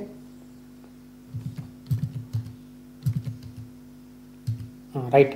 ಭೂಮಿಗೆ ಮರಳಿದ 4 ಗಗನಯಾತ್ರಿಗಳು ಅಂತಾರಾಷ್ಟ್ರೀಯ ಬಾಹ್ಯಾಕಾಶ ಕೇಂದ್ರದಿಂದ, ಓಕೆ, ಇಂಟರ್ನ್ಯಾಷನಲ್ ಸ್ಪೇಸ್ ಸ್ಟೇಷನ್ ಏನಿದೆಯೋ ಅಲ್ಲಿಂದ 4 ಗಗನಯಾತ್ರಿಗಳು ಭಾನುವಾರ ಸ್ಪೇಸ್ ಎಕ್ಸ್ನ ರಿಸೈಲೈನ್ಸ್ ಎಂಬ ಹೆಸರಿನ ಉಡಾವಣಾ ನೌಕೆಯ ಮೂಲಕ ಮರಳಿದ್ದಾರೆ. ಅಪೋಲೋ 8ರ ನಂತರ ಬಳಿಕ ಅಥವಾ ರಾತ್ರಿ ವೇಳೆ ಭೂಮಿಗೆ ಇಳಿದ 2ನೇ ಯಶಸ್ವಿ ಹಿಂಪಯಣ ಇದಾಗಿದೆ. ಓಕೆ, ಯಾವ ನೌಕೆ ಅಂದರೆ ಸ್ಪೇಸ್ ಎಕ್ಸ್ನ ರಿಸೈಲೆನ್ಸ್ ಹೆಸರಿನ ನೌಕೆ. ಸ್ಪೇಸ್ ಎಕ್ಸ್ ಅಂತಕ್ಕಂಥದ್ದು ಪ್ರಪಂಚದ one of the richest person ಆಗಿರ್ತಕ್ಕಂಥ ಎಲಾನ್ ಮಸ್ಕ್ ಅವರ ಕಂಪನಿ ಆಗುತ್ತೆ. ಓಕೆ, ಸೊ ಈಗ 4 ಗಗನಯಾತ್ರಿಗಳು ವಾಪಸ್ಸಾಗಿದ್ದಾರೆ. ಅದು ನೈಟ್ ಲ್ಯಾಂಡಿಂಗ್ ಆಗಿದ್ದಾರೆ. ಓಕೆ, ಗಗನಯಾತ್ರಿಗಳನ್ನು ಹೊತ್ತ ನೌಕೆಯು 6.5 ಗಂಟೆಗಳ ಸತತ ಪ್ರಯಾಣದ ನಂತರ ಪನಾಮಾ ನಗರದ ಕರಾವಳಿಯ ಸಮುದ್ರದ ಭಾಗದಲ್ಲಿ ಬೆಳಗಿನ ಜಾವ ಬಂದಿಳಿದಿದ್ದಾರೆ. ಸೊ ಅದರಲ್ಲಿ 3 ಅಮೆರಿಕದ ಗಗನಯಾತ್ರಿಗಳಿದ್ರು, ಒಬ್ಬರು ಜಪಾನ್ನವರಿದ್ದರು. ರೀಸೈಲೆನ್ಸ್ ಅಂತಕ್ಕಂಥ ನೌಕೆ ನವೆಂಬರ್ ತಿಂಗಳ ನಾಸಾದ ಕೆನಡಿ ಬಾಹ್ಯಾಕಾಶ ಕೇಂದ್ರದಿಂದ ಉಡಾವಣೆಯನ್ನು ಮಾಡಲಾಗಿತ್ತು ಕಳೆದ ನವೆಂಬರಲ್ಲಿ. ಸೊ ಎಲ್ಲಿಂದ ಅಂದರೆ ನಾಸಾದ ಕೆನಡಿ ಬಾಹ್ಯಾಕಾಶ ಕೇಂದ್ರದಿಂದ. ಓಕೆ, ಇನ್ನು 1968ರ ಡಿಸೆಂಬರ್ 27ರಂದು ರಾತ್ರಿ ಅಪೋಲೋ 8ರಲ್ಲಿದ್ದ ಗಗನಯಾನಿಗಳು ಪೆಸಿಫಿಕ್ ಸಾಗರದಲ್ಲಿ ರಾತ್ರಿ ಸಮಯದಲ್ಲಿ ಬಂದಿಳಿದಿದ್ರು. That is a first instance. So this is a second one. Okay, so 2021ರಲ್ಲಿ ಸೆಕೆಂಡ್ ಒನ್ ಆಗುತ್ತೆ. ಓಕೆ, ಅಂದರೆ 1968ರ ನಂತರ 8 ವರ್ಷಗಳ ಬಳಿಕ ಸೋವಿಯತ್ ಯೂನಿಯನ್ನ ಗಗನ ನೌಕೆಯೆಂದು ಸಹ ಕಜಕಿಸ್ತಾನದ ಸರೋವರಕ್ಕೆ ರಾತ್ರಿ ಬಂದಿಳಿದಿತ್ತು, ಆದರೆ ಅದು ಸ್ಫೋಟಗೊಂಡಿತ್ತು. ಹಾಗಾಗಿ that was not A successful okay landing. So ಇದು ಸೆಕೆಂಡ್ ಒನ್ ಆಗುತ್ತೆ. ಸೊ ಇಷ್ಟು ತಿಳ್ಕೊಳ್ಳೋಣ. ಸೊ ಇದು ನೈಟ್ ಬಂದಿಳಿದಿರ್ತಕ್ಕಂಥದ್ದು, ಇದರಿಂದ ಗೊತ್ತಾಗುತ್ತೆ. ಸೊ 4 ಗಗನಯಾತ್ರಿಗಳಿದ್ರು ಅಂತಲೂ ನೋಡ್ಬೋದು. ಸೊ 16ನೇ ಪ್ರಶ್ನೆ, ಅಂತಾರಾಷ್ಟ್ರೀಯ ಒಲಿಂಪಿಕ್ ಸಂಸ್ಥೆಯ ಬಿಲೀವ್ ಇನ್ ಸ್ಪೋರ್ಟ್ಸ್ ಎಂಬ ಅಭಿಯಾನದ ರಾಯಭಾರಿಯಾಗಿರ್ತಕ್ಕಂಥ ಭಾರತದ ಬ್ಯಾಡ್ಮಿಂಟನ್ ಕ್ರೀಡಾಪಟು ಯಾರು? So which of the following badminton player from India has been selected as ambassador for the international Olympic committees campaign believe in sports ಅಂತ. ಓಕೆ, ಹಾಗಾದರೆ ಯಾವ ಒಂದು ಭಾರತದ ಬ್ಯಾಡ್ಮಿಂಟನ್ ಕ್ರೀಡಾಪಟು ಅನ್ನೋದಾದರೆ PV ಸಿಂಧು, ಸೈನಾ ನೆಹ್ವಾಲ್, ಸಾನಿಯಾ ಮಿರ್ಜಾ, ಮಿತಾಲಿ ರಾಜ್ ಅಂತ 4 ಆಪ್ಷನ್ ಕೊಟ್ಟಿದ್ದಾರೆ. ಈಗ ಏನು ರಿಮೂವ್ ಮಾಡ್ತಾ ಹೋಗ್ಬೇಕು, ಯಾವುದು ಸರಿಯಾದ ಉತ್ತರ ಆಗಿಲ್ಲ ಅನ್ನೋದನ್ನು ರಿಮೂವ್ ಮಾಡ್ತಾ ಹೋಗೋಣ. ಸೊ ಒಂಥರ ಈ ಕ್ವಶನೇ ಒಂಥರ ಚಾಲೆಂಜಿಂಗ್ ಅಂದ್ಕೊಳ್ಳೋಣ. ಓಕೆ, ಸೊ ಯಾವುದನ್ನು ರಿಮೂವ್ ಮಾಡೋದು ಯಾವ ಥರ ಅಂತ ಸ್ವಲ್ಪ ಸ್ಪೋರ್ಟ್ಸ್ ಬಗ್ಗೆ ಒಂಚೂರು ಗಮನ ಇದ್ದರೆ ಡೆಫಿನೆಟ್ಲಿ ಗೊತ್ತಾಗುತ್ತೆ. ಸೊ ಹಾಗಾದ್ರೆ ನೋಡ್ತಾ ಹೋಗೋಣ. ಮೊದಲನೇದು ನನಗೆ ಗೊತ್ತಿರೋದು ಯಾರಂದರೆ ಸಾನಿಯಾ ಮಿರ್ಜಾ ಅವರು. ಇವರು not A badminton player but tennis player. So ಹಾಗಾಗಿ ಇವರು ಈ ಒಂದು ಉತ್ತರ ಸರಿಯಾಗೋದಕ್ಕೆ ಸಾಧ್ಯ ಇಲ್ಲ. ನೆಕ್ಸ್ಟ್ ಮಿತಾಲಿ ರಾಜ್ ಅವರು ಕ್ರಿಕೆಟ್ ನೋಡ್ತಾ ಇದ್ರೆ ಗೊತ್ತಾಗುತ್ತೆ. ಇಂಡಿಯನ್ ವಿಮೆನ್ ಕ್ರಿಕೆಟ್ ಟೀಮ್ನ ಕ್ಯಾಪ್ಟನ್, ಭಾರತದ ಮಹಿಳಾ ಕ್ರಿಕೆಟ್ ತಂಡದ ಕ್ಯಾಪ್ಟನ್ ಆಗಿದ್ದಾರೆ ಮಿತಾಲಿ ರಾಜು. ನಾನು ಕೂಡ ಸುಮಾರು ಒಂದು ಕರೆಂಟ್ ಇವೆಂಟ್ಸಲ್ಲಿ ಹೇಳಿದ್ದೆ, ಮಿತಾಲಿ ರಾಜ್ ಅವರು Indian women cricket team captain ಸಹಿತ, ಮತ್ತು ಸೊ ಮೋಸ್ಟ್ಲಿ 10,000 ರನ್ಗಳ ಒಂದು ಗಡಿ ದಾಟಿರ್ತಕ್ಕಂಥ ಮೊದಲ ಕ್ರಿಕೆಟ್ ಸೆಕೆಂಡ್ ಕ್ರಿಕೆಟ್ ಪ್ಲೇಯರ್ ಅನಿಸುತ್ತೆ. ಸೊ ಅದನ್ನು ಸಹಿತ ನೋಡಿದ್ವಿ. ಇನ್ನು ಉಳಿದಿರ್ತಕ್ಕಂಥವರು PV ಸಿಂಧು ಮತ್ತು ಸೈನಾ ನೆಹ್ವಾಲ್, ಇವರಿಬ್ಬರು ಬ್ಯಾಡ್ಮಿಂಟನ್ ಪಟುಗಳು. ಸೊ ಬಟ್ ಇಲ್ಲೇನು ಪ್ರಾಬ್ಲಮ್ ಅಂದರೆ PV ಸಿಂಧು ಅವ್ರಿಗೆ ಭಾಳ ಸುದ್ದಿಲಿದ್ದಾರೆ, ಹಾಗಾಗಿ PV ಸಿಂಧು ಸರಿಯಾದ ಉತ್ತರ. ಸೈನಾ ನೆಹ್ವಾಲ್ ಅವರು ಹಿಂದೆ ಒಳ್ಳೆ ಪ್ಲೇಯರ್ ಆಗಿದ್ದರು, ಈಗ ಅಷ್ಟೊಂದು ಸುದ್ದಿಲಿಲ್ಲ. ಸೊ ಹಾಗಾಗಿ ಈ ರೀತಿಯಾಗಿ ನಾವು ಸೊ ರಿಮೂವ್ ಮಾಡ್ತಾ ಹೋಗ್ಬೇಕು ಆಪ್ಷನ್ಸನ್ನು ಅಲ್ವಾ. ಸೊ ಹಾಗಾಗಿ ಜನರಲ್ ಆಗಿ ಈ ರಾಯಭಾರಿನ ಮಾಡೋದು, ಕ್ಯಾಂಪೇನರ್ನ ಮಾಡೋದು ಜನರಲ್ ಆಗಿ ಯಾರು ಇರ್ತಾರೆ ಅಂದರೆ ಯಾರು ಜಾಸ್ತಿ ಸುದ್ದಿಲಿರ್ತಾರೋ ಆ ಕ್ರೀಡಾಪಟುವೇ ಇರ್ತಾರೆ. ಸೊ ಅದೊಂದು ನೆನಪಿಡ್ಬೇಕು. ಸೊ PV ಸಿಂಧು ಅವರು ಬಿಲೀವ್ ಇನ್ ಸ್ಪೋರ್ಟ್ಸ್ ಅಂತಕ್ಕಂಥ ಅಭಿಯಾನದ ರಾಯಭಾರಿಯಾಗಿದ್ದಾರೆ. ಈ ಒಂದು ಅಭಿಯಾನವನ್ನು ಸ್ಟಾರ್ಟ್ ಮಾಡಿರ್ತಕ್ಕಂಥವ್ರು ಯಾರಂದರೆ ಅಂತಾರಾಷ್ಟ್ರೀಯ ಒಲಿಂಪಿಕ್ ಸಂಸ್ಥೆ ಅಥವಾ IOC ಆಗುತ್ತೆ, ಇಂಟರ್ನ್ಯಾಷನಲ್ ಒಲಿಂಪಿಕ್ ಕಮಿಟಿ ಆಗುತ್ತೆ. ಓಕೆ ನೋಡಿ, Sindhu for believe in sports campaign IOC initiative aims for preventing competition manipulation. ಅಂದರೆ ಈ ಸ್ಪರ್ಧಾತ್ಮಕತೆಯಲ್ಲಿ ಈ ಕಾಂಪಿಟೇಷನಲ್ಲಿ ಏನು ಮಾಡೋದು, ಮ್ಯಾನಿಪುಲೇಷನ್ ಮಾಡ್ತಾ ಇರ್ತಾರೆ. ಅಂಥ ಒಂದು ಮ್ಯಾನಿಪುಲೇಷನ್ನ ಮಾಡಬಾರ್ದು ಅಲ್ವಾ. ಮೋಸದಾಟ ಆಡಬಾರ್ದು ಅಥವಾ ಡ್ರಗ್ಸ್ ತಗೋಬಾರ್ದು. ನೇರವಾಗಿ ಸ್ಪರ್ಧಾತ್ಮಕತೆಯಿಂದ ಆಡಬೇಕು. ಸೋತರು ಸೋಲಿ, ಗೆದ್ದರೆ ಗೆಲ್ಲಿ ಅನ್ನೋ ಲೆಕ್ಕಕ್ಕೆ ಇರಬೇಕು. Okay, that's A competition. ಸೋಲು ಗೆಲುವು ಒಂದು ಕಾಂಪಿಟೇಷನಲ್ಲಿ ಕಾಮನ್. ಅದರಲ್ಲೂ ಸ್ಪೋರ್ಟ್ಸಲ್ಲಿ ಸೋಲು ಗೆಲುವನ್ನ ಈಕ್ವಲ್ ಆಗಿ ತೆಗೆದುಕೊಳ್ಳಬೇಕು ಅಂತಕ್ಕಂಥದ್ದೇ ಸ್ಪೋರ್ಟ್ಸ್ನ ಒಂದು ಧ್ಯೇಯವಾಕ್ಯ ಅಂತಕ್ಕಂಥದ್ದು ಅಲ್ವಾ. ಸ್ಪೋರ್ಟ್ಸ್ ಆಡ್ತಕ್ಕಂಥವ್ರಿಗೆ ಸೋಲು ಗೆಲುವು ಎರಡನ್ನೂ ಸಮಚಿತ್ತವಾಗಿ ತೆಗೆದುಕೊಳ್ಬೇಕಾಗುತ್ತೆ. ಓಕೆ, ಹಾಗಾಗಿ ಈ ಒಂದು ಅಭಿಯಾನ ಏನಿದೆಯೋ ಇಂಟರ್ನ್ಯಾಷನಲ್ ಒಲಿಂಪಿಕ್ ಕಮಿಟಿಯ ಅಭಿಯಾನ ಬಿಲೀವ್ ಇನ್ ಸ್ಪೋರ್ಟ್ಸ್ ಅಂತಕ್ಕಂಥ ಒಂದು ಕ್ಯಾಂಪೇನ್ ಅಭಿಯಾನದಲ್ಲಿ ಪ್ರಪಂಚದ ಫೇಮಸ್ ಆಗಿರ್ತಕ್ಕಂಥ 2 ಬ್ಯಾಡ್ಮಿಂಟನ್ ಪ್ಲೇಯರ್ನ ತೆಗೆದುಕೊಂಡಿದ್ದಾರೆ. ಒಬ್ಬರು ಮಿಚೆಲ್ಲಿ ಲೀ ಅಂತಕ್ಕಂಥವ್ರು, ಇನ್ನೊಬ್ಬರು ನಮ್ಮ ಭಾರತದ ಬ್ಯಾಡ್ಮಿಂಟನ್ ಚಾಂಪಿಯನ್ PV ಸಿಂಧು ಅವ್ರನ್ನ ತೆಗೆದುಕೊಂಡಿದ್ದಾರೆ. ಇನ್ನೊಂದೇನೆಂದರೆ ಹಿಂದೆ ಬ್ಯಾಡ್ಮಿಂಟನ್ ವರ್ಲ್ಡ್ ಫೆಡರೇಷನ್ BWF ಅವರು ಅಯಾಮ್ ಬ್ಯಾಡ್ಮಿಂಟನ್ ಅಂತಕ್ಕಂಥ ಒಂದು ಕ್ಯಾಂಪೇನ್ನ 2020 ಏಪ್ರಿಲಲ್ಲಿ ಆರಂಭಿಸಿದ್ರು. ಅದರಲ್ಲೂ ಸಹಿತ ಇವರಿಬ್ಬರನ್ನೇ ತೆಗೆದುಕೊಂಡಿದ್ದರು ಕ್ಯಾಂಪೇನರ್ ಆಗಿ. ಓಕೆ, ರಾಯಭಾರಿಗಳಾಗಿ ಸಿಂಧು ಮತ್ತು ಲೀ ಅವ್ರನ್ನ. ಸೊ ಅದನ್ನು ಸಹಿತ ನಾವು ಹಿಂದೆ ಕಾಂಪಿಟೇಟಿವ್ ಎಕ್ಸಾಮಲ್ಲಿ ಕಾಂಪಿಟೇಟಿವ್ ಒಂದು ಏನು ನಮ್ಮ ಕರೆಂಟ್ ಇವೆಂಟ್ಸಲ್ಲಿ ಡಿಸ್ಕಸ್ ಮಾಡಿದ್ವಿ. ಓಕೆ, ಅದಕ್ಕೋಸ್ಕರ ಸಿಂಧು PV ಅವರು ಏನು ಹೇಳ್ತಾರೆ, I have always believed in playing the sport in fair way without any manipulation, cheating or resorting to the doping. So ಅದಕ್ಕೋಸ್ಕರ ಅವ್ರು ಹೇಳ್ತಾ ಇದ್ದಾರೆ, ನಾನು ಸ್ಪೋರ್ಟ್ಸನ್ನು ಒಂದು ಸೋಲು ಗೆಲುವುಗಳನ್ನು ಈಕ್ವಲ್ ಆಗಿ ತೆಗೆದುಕೊಳ್ತಾ ಇದ್ದೀನಿ. ನನ್ನ ಜೀವನದಲ್ಲಿ ಯಾವುದೇ ಒಂದು ಮ್ಯಾನಿಪುಲೇಷನ್ ಮಾಡಲಿಲ್ಲ, ಚೀಟಿಂಗ್ ಮಾಡಲಿಲ್ಲ, ಅಥವಾ ಡೋಪಿಂಗಲ್ಲೂ ಸಹಿತ ನಾನು ಯಾವುದೇ ರೀತಿಯ ಒಂದು ಆ್ಯಕ್ಟಿವಿಟೀಸ್ ಮಾಡಲಿಲ್ಲ ಅಂತ ಹೇಳ್ತಾ ಇದ್ದಾರೆ. ಓಕೆ, ಸೊ ಇದು ಬಿಲೀವ್ ಇನ್ ಸ್ಪೋರ್ಟ್ಸ್ ಅಂತಕ್ಕಂಥ ಒಂದು ಕ್ಯಾಂಪೇನ್. ಓಕೆ, ನೆಕ್ಸ್ಟ್ ಹೋಗೋಣ. ಇತ್ತೀಚೆಗೆ ನಿಧನರಾದ ಮಾಜಿ ರಾಜ್ಯಪಾಲ ಜಗಮೋಹನ್ ಮಲ್ಹೋತ್ರಾ ಅವರು ಯಾವ ರಾಜ್ಯದ ರಾಜ್ಯಪಾಲರಾಗಿದ್ದರು? Former governor Jagmohan Malhotra died recently. He was a governor of which state ಅಂದರೆ ಜಮ್ಮು ಕಾಶ್ಮೀರ, ಕರ್ನಾಟಕ, ತಮಿಳುನಾಡು, ತೆಲಂಗಾಣ. ಈಗ ಸದ್ಯ ಜಮ್ಮು ಕಾಶ್ಮೀರ ರಾಜ್ಯ ಇಲ್ಲ, ಬದಲಾಗಿ ಅದು ಒಂದು ಸಲ ರಾಜ್ಯ ಇತ್ತಲ್ವ, ಸೊ ಇದನ್ನು ಸಹಿತ ಕನ್ಸಿಡರ್ ಮಾಡಬೇಕಾಗುತ್ತೆ. ಸೊ ಹಾಗಾದರೆ ಸರಿಯಾದ ಉತ್ತರ ಜಮ್ಮು ಕಾಶ್ಮೀರನೇ. ಅದು ರಾಜ್ಯವಾಗಿದ್ದಾಗ ಅದರ ರಾಜ್ಯಪಾಲರಾಗಿದ್ದಂಥವ್ರು ಜಗಮೋಹನ್ ಮಲ್ಹೋತ್ರಾರವರು ಇತ್ತೀಚೆಗೆ ನಿಧನರಾಗಿದ್ದಾರೆ. ಹಾಗಾದರೆ ಯಾವ ವರ್ಷ ಅವರು ರಾಜ್ಯಪಾಲರಾಗಿದ್ದರು ಅದನ್ನು ಕೂಡ ನೋಡ್ತಾ ಹೋಗೋಣ. ಮಾಜಿ ರಾಜ್ಯಪಾಲ ಜಗಮೋಹನ್ ನಿಧನ. ಉಗ್ರರ ಉಪಟಳ ತೀವ್ರವಾಗಿದ್ದ ಕಾಲದಲ್ಲಿ ಜಮ್ಮು ಕಾಶ್ಮೀರದ ರಾಜ್ಯಪಾಲರಾಗಿ ಸೇವೆ ಸಲ್ಲಿದ್ದ ಮಾಜಿ ರಾಜ್ಯಪಾಲ ಜಗಮೋಹನ್ ಮಲ್ಹೋತ್ರಾರವರು ನಿಧನರಾಗಿದ್ದಾರೆ. ಓಕೆ, 1984ರಲ್ಲಿ ಜಮ್ಮು ಕಾಶ್ಮೀರಕ್ಕೆ ರಾಜ್ಯಪಾಲರಾಗಿ ನೇಮಿಸಲಾಯಿತು. 1989ವರೆಗೂ ಆ ಒಂದು ಸಂವಿಧಾನಿಕ ಹುದ್ದೆಯ ಜವಾಬ್ದಾರಿಯನ್ನು ನಿರ್ವಹಿಸಿದ್ರು.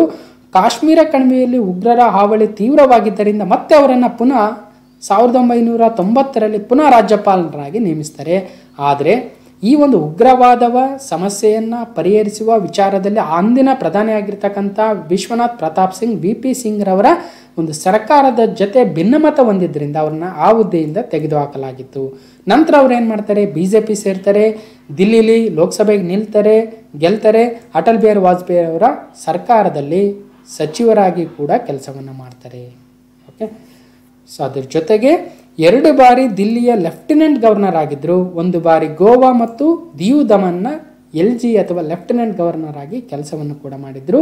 ಅವರ ಸೇವೆಯನ್ನು ಗುರುತಿಸಿ ಭಾರತ ಸರ್ಕಾರವು ಅವರಿಗೆ 1971ರಲ್ಲಿ ಪದ್ಮಶ್ರೀ ಪ್ರಶಸ್ತಿ, 1977ರಲ್ಲಿ ಪದ್ಮಭೂಷಣ ಮತ್ತು 2016ರಲ್ಲಿ ಪದ್ಮವಿಭೂಷಣ ಪ್ರಶಸ್ತಿಯನ್ನು ನೀಡಿ ಗೌರವಿಸಿತ್ತು.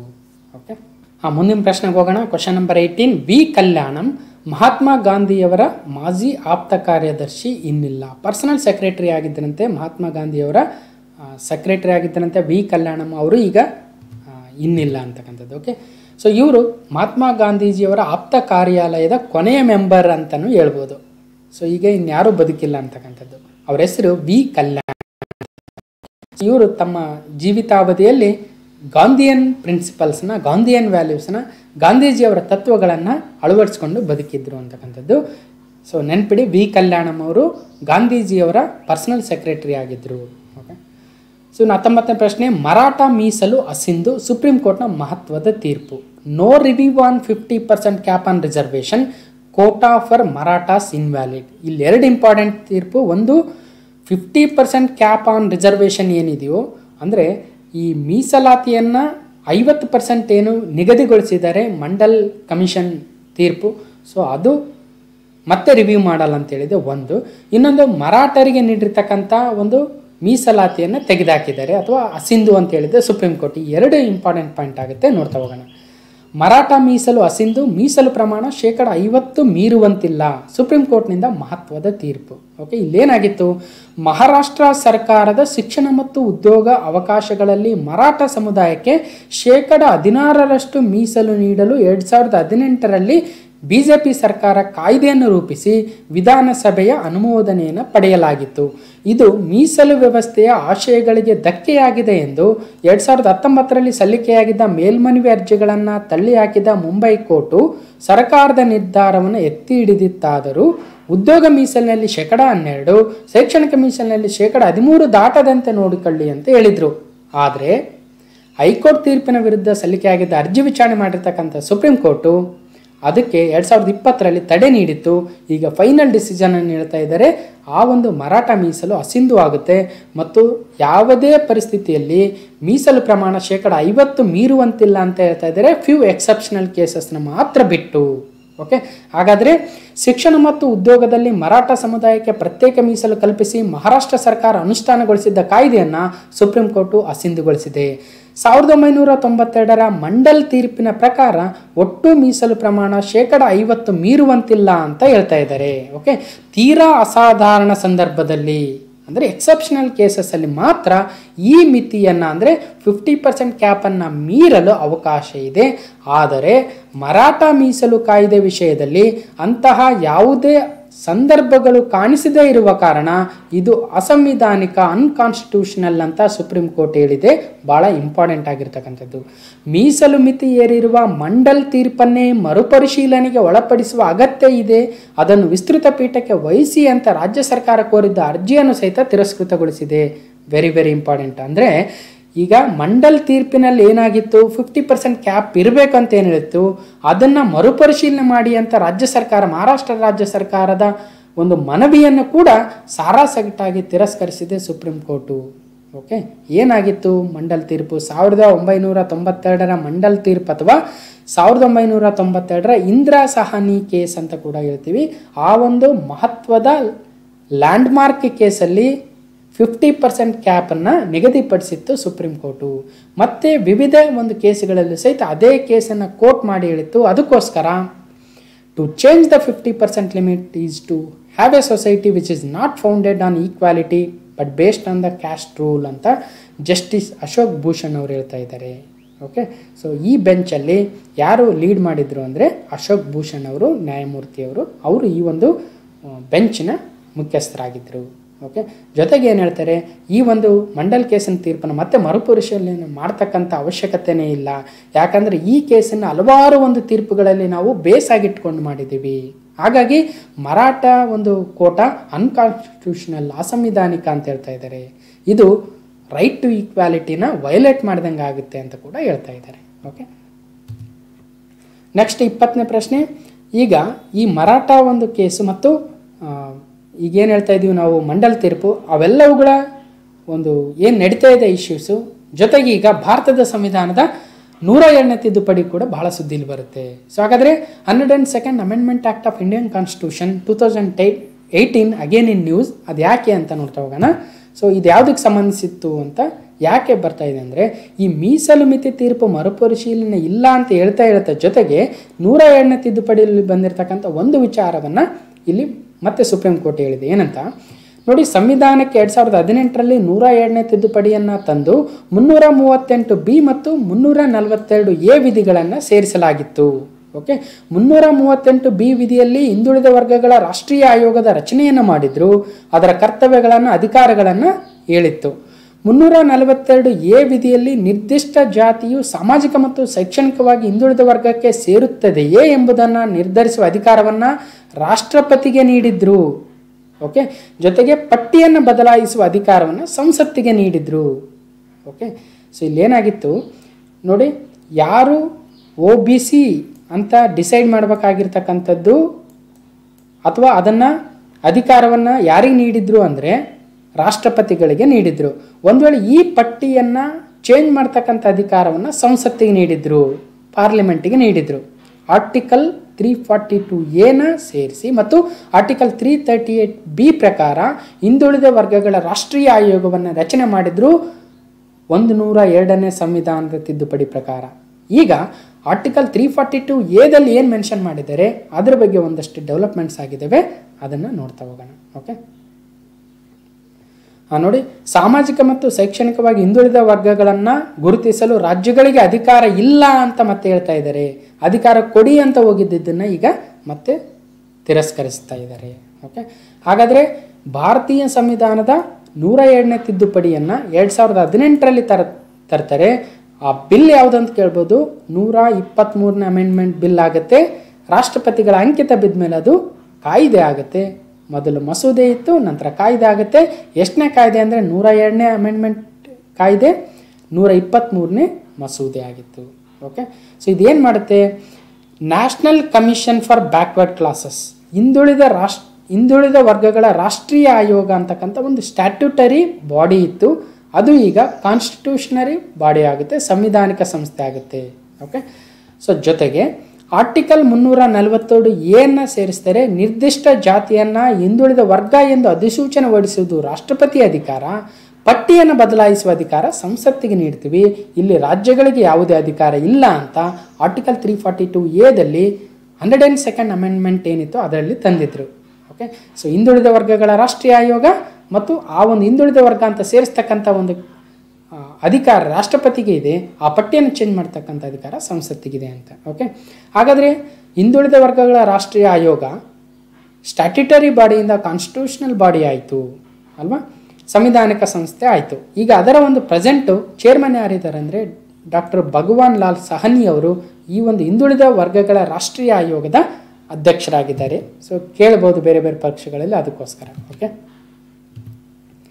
ಹಾಗಾದರೆ ಪರಿಶಿಷ್ಟ ಜಾತಿಗಳ ರಾಷ್ಟ್ರೀಯ ಆಯೋಗ ಅಂತಕ್ಕಂಥದ್ದು national commission for schedule caste ಏನಿದೆ NCSC ಅಂತ ಕರಿತೀವಿ, ಅದರ ಪ್ರಸ್ತುತ ಅಧ್ಯಕ್ಷರು ಯಾರು?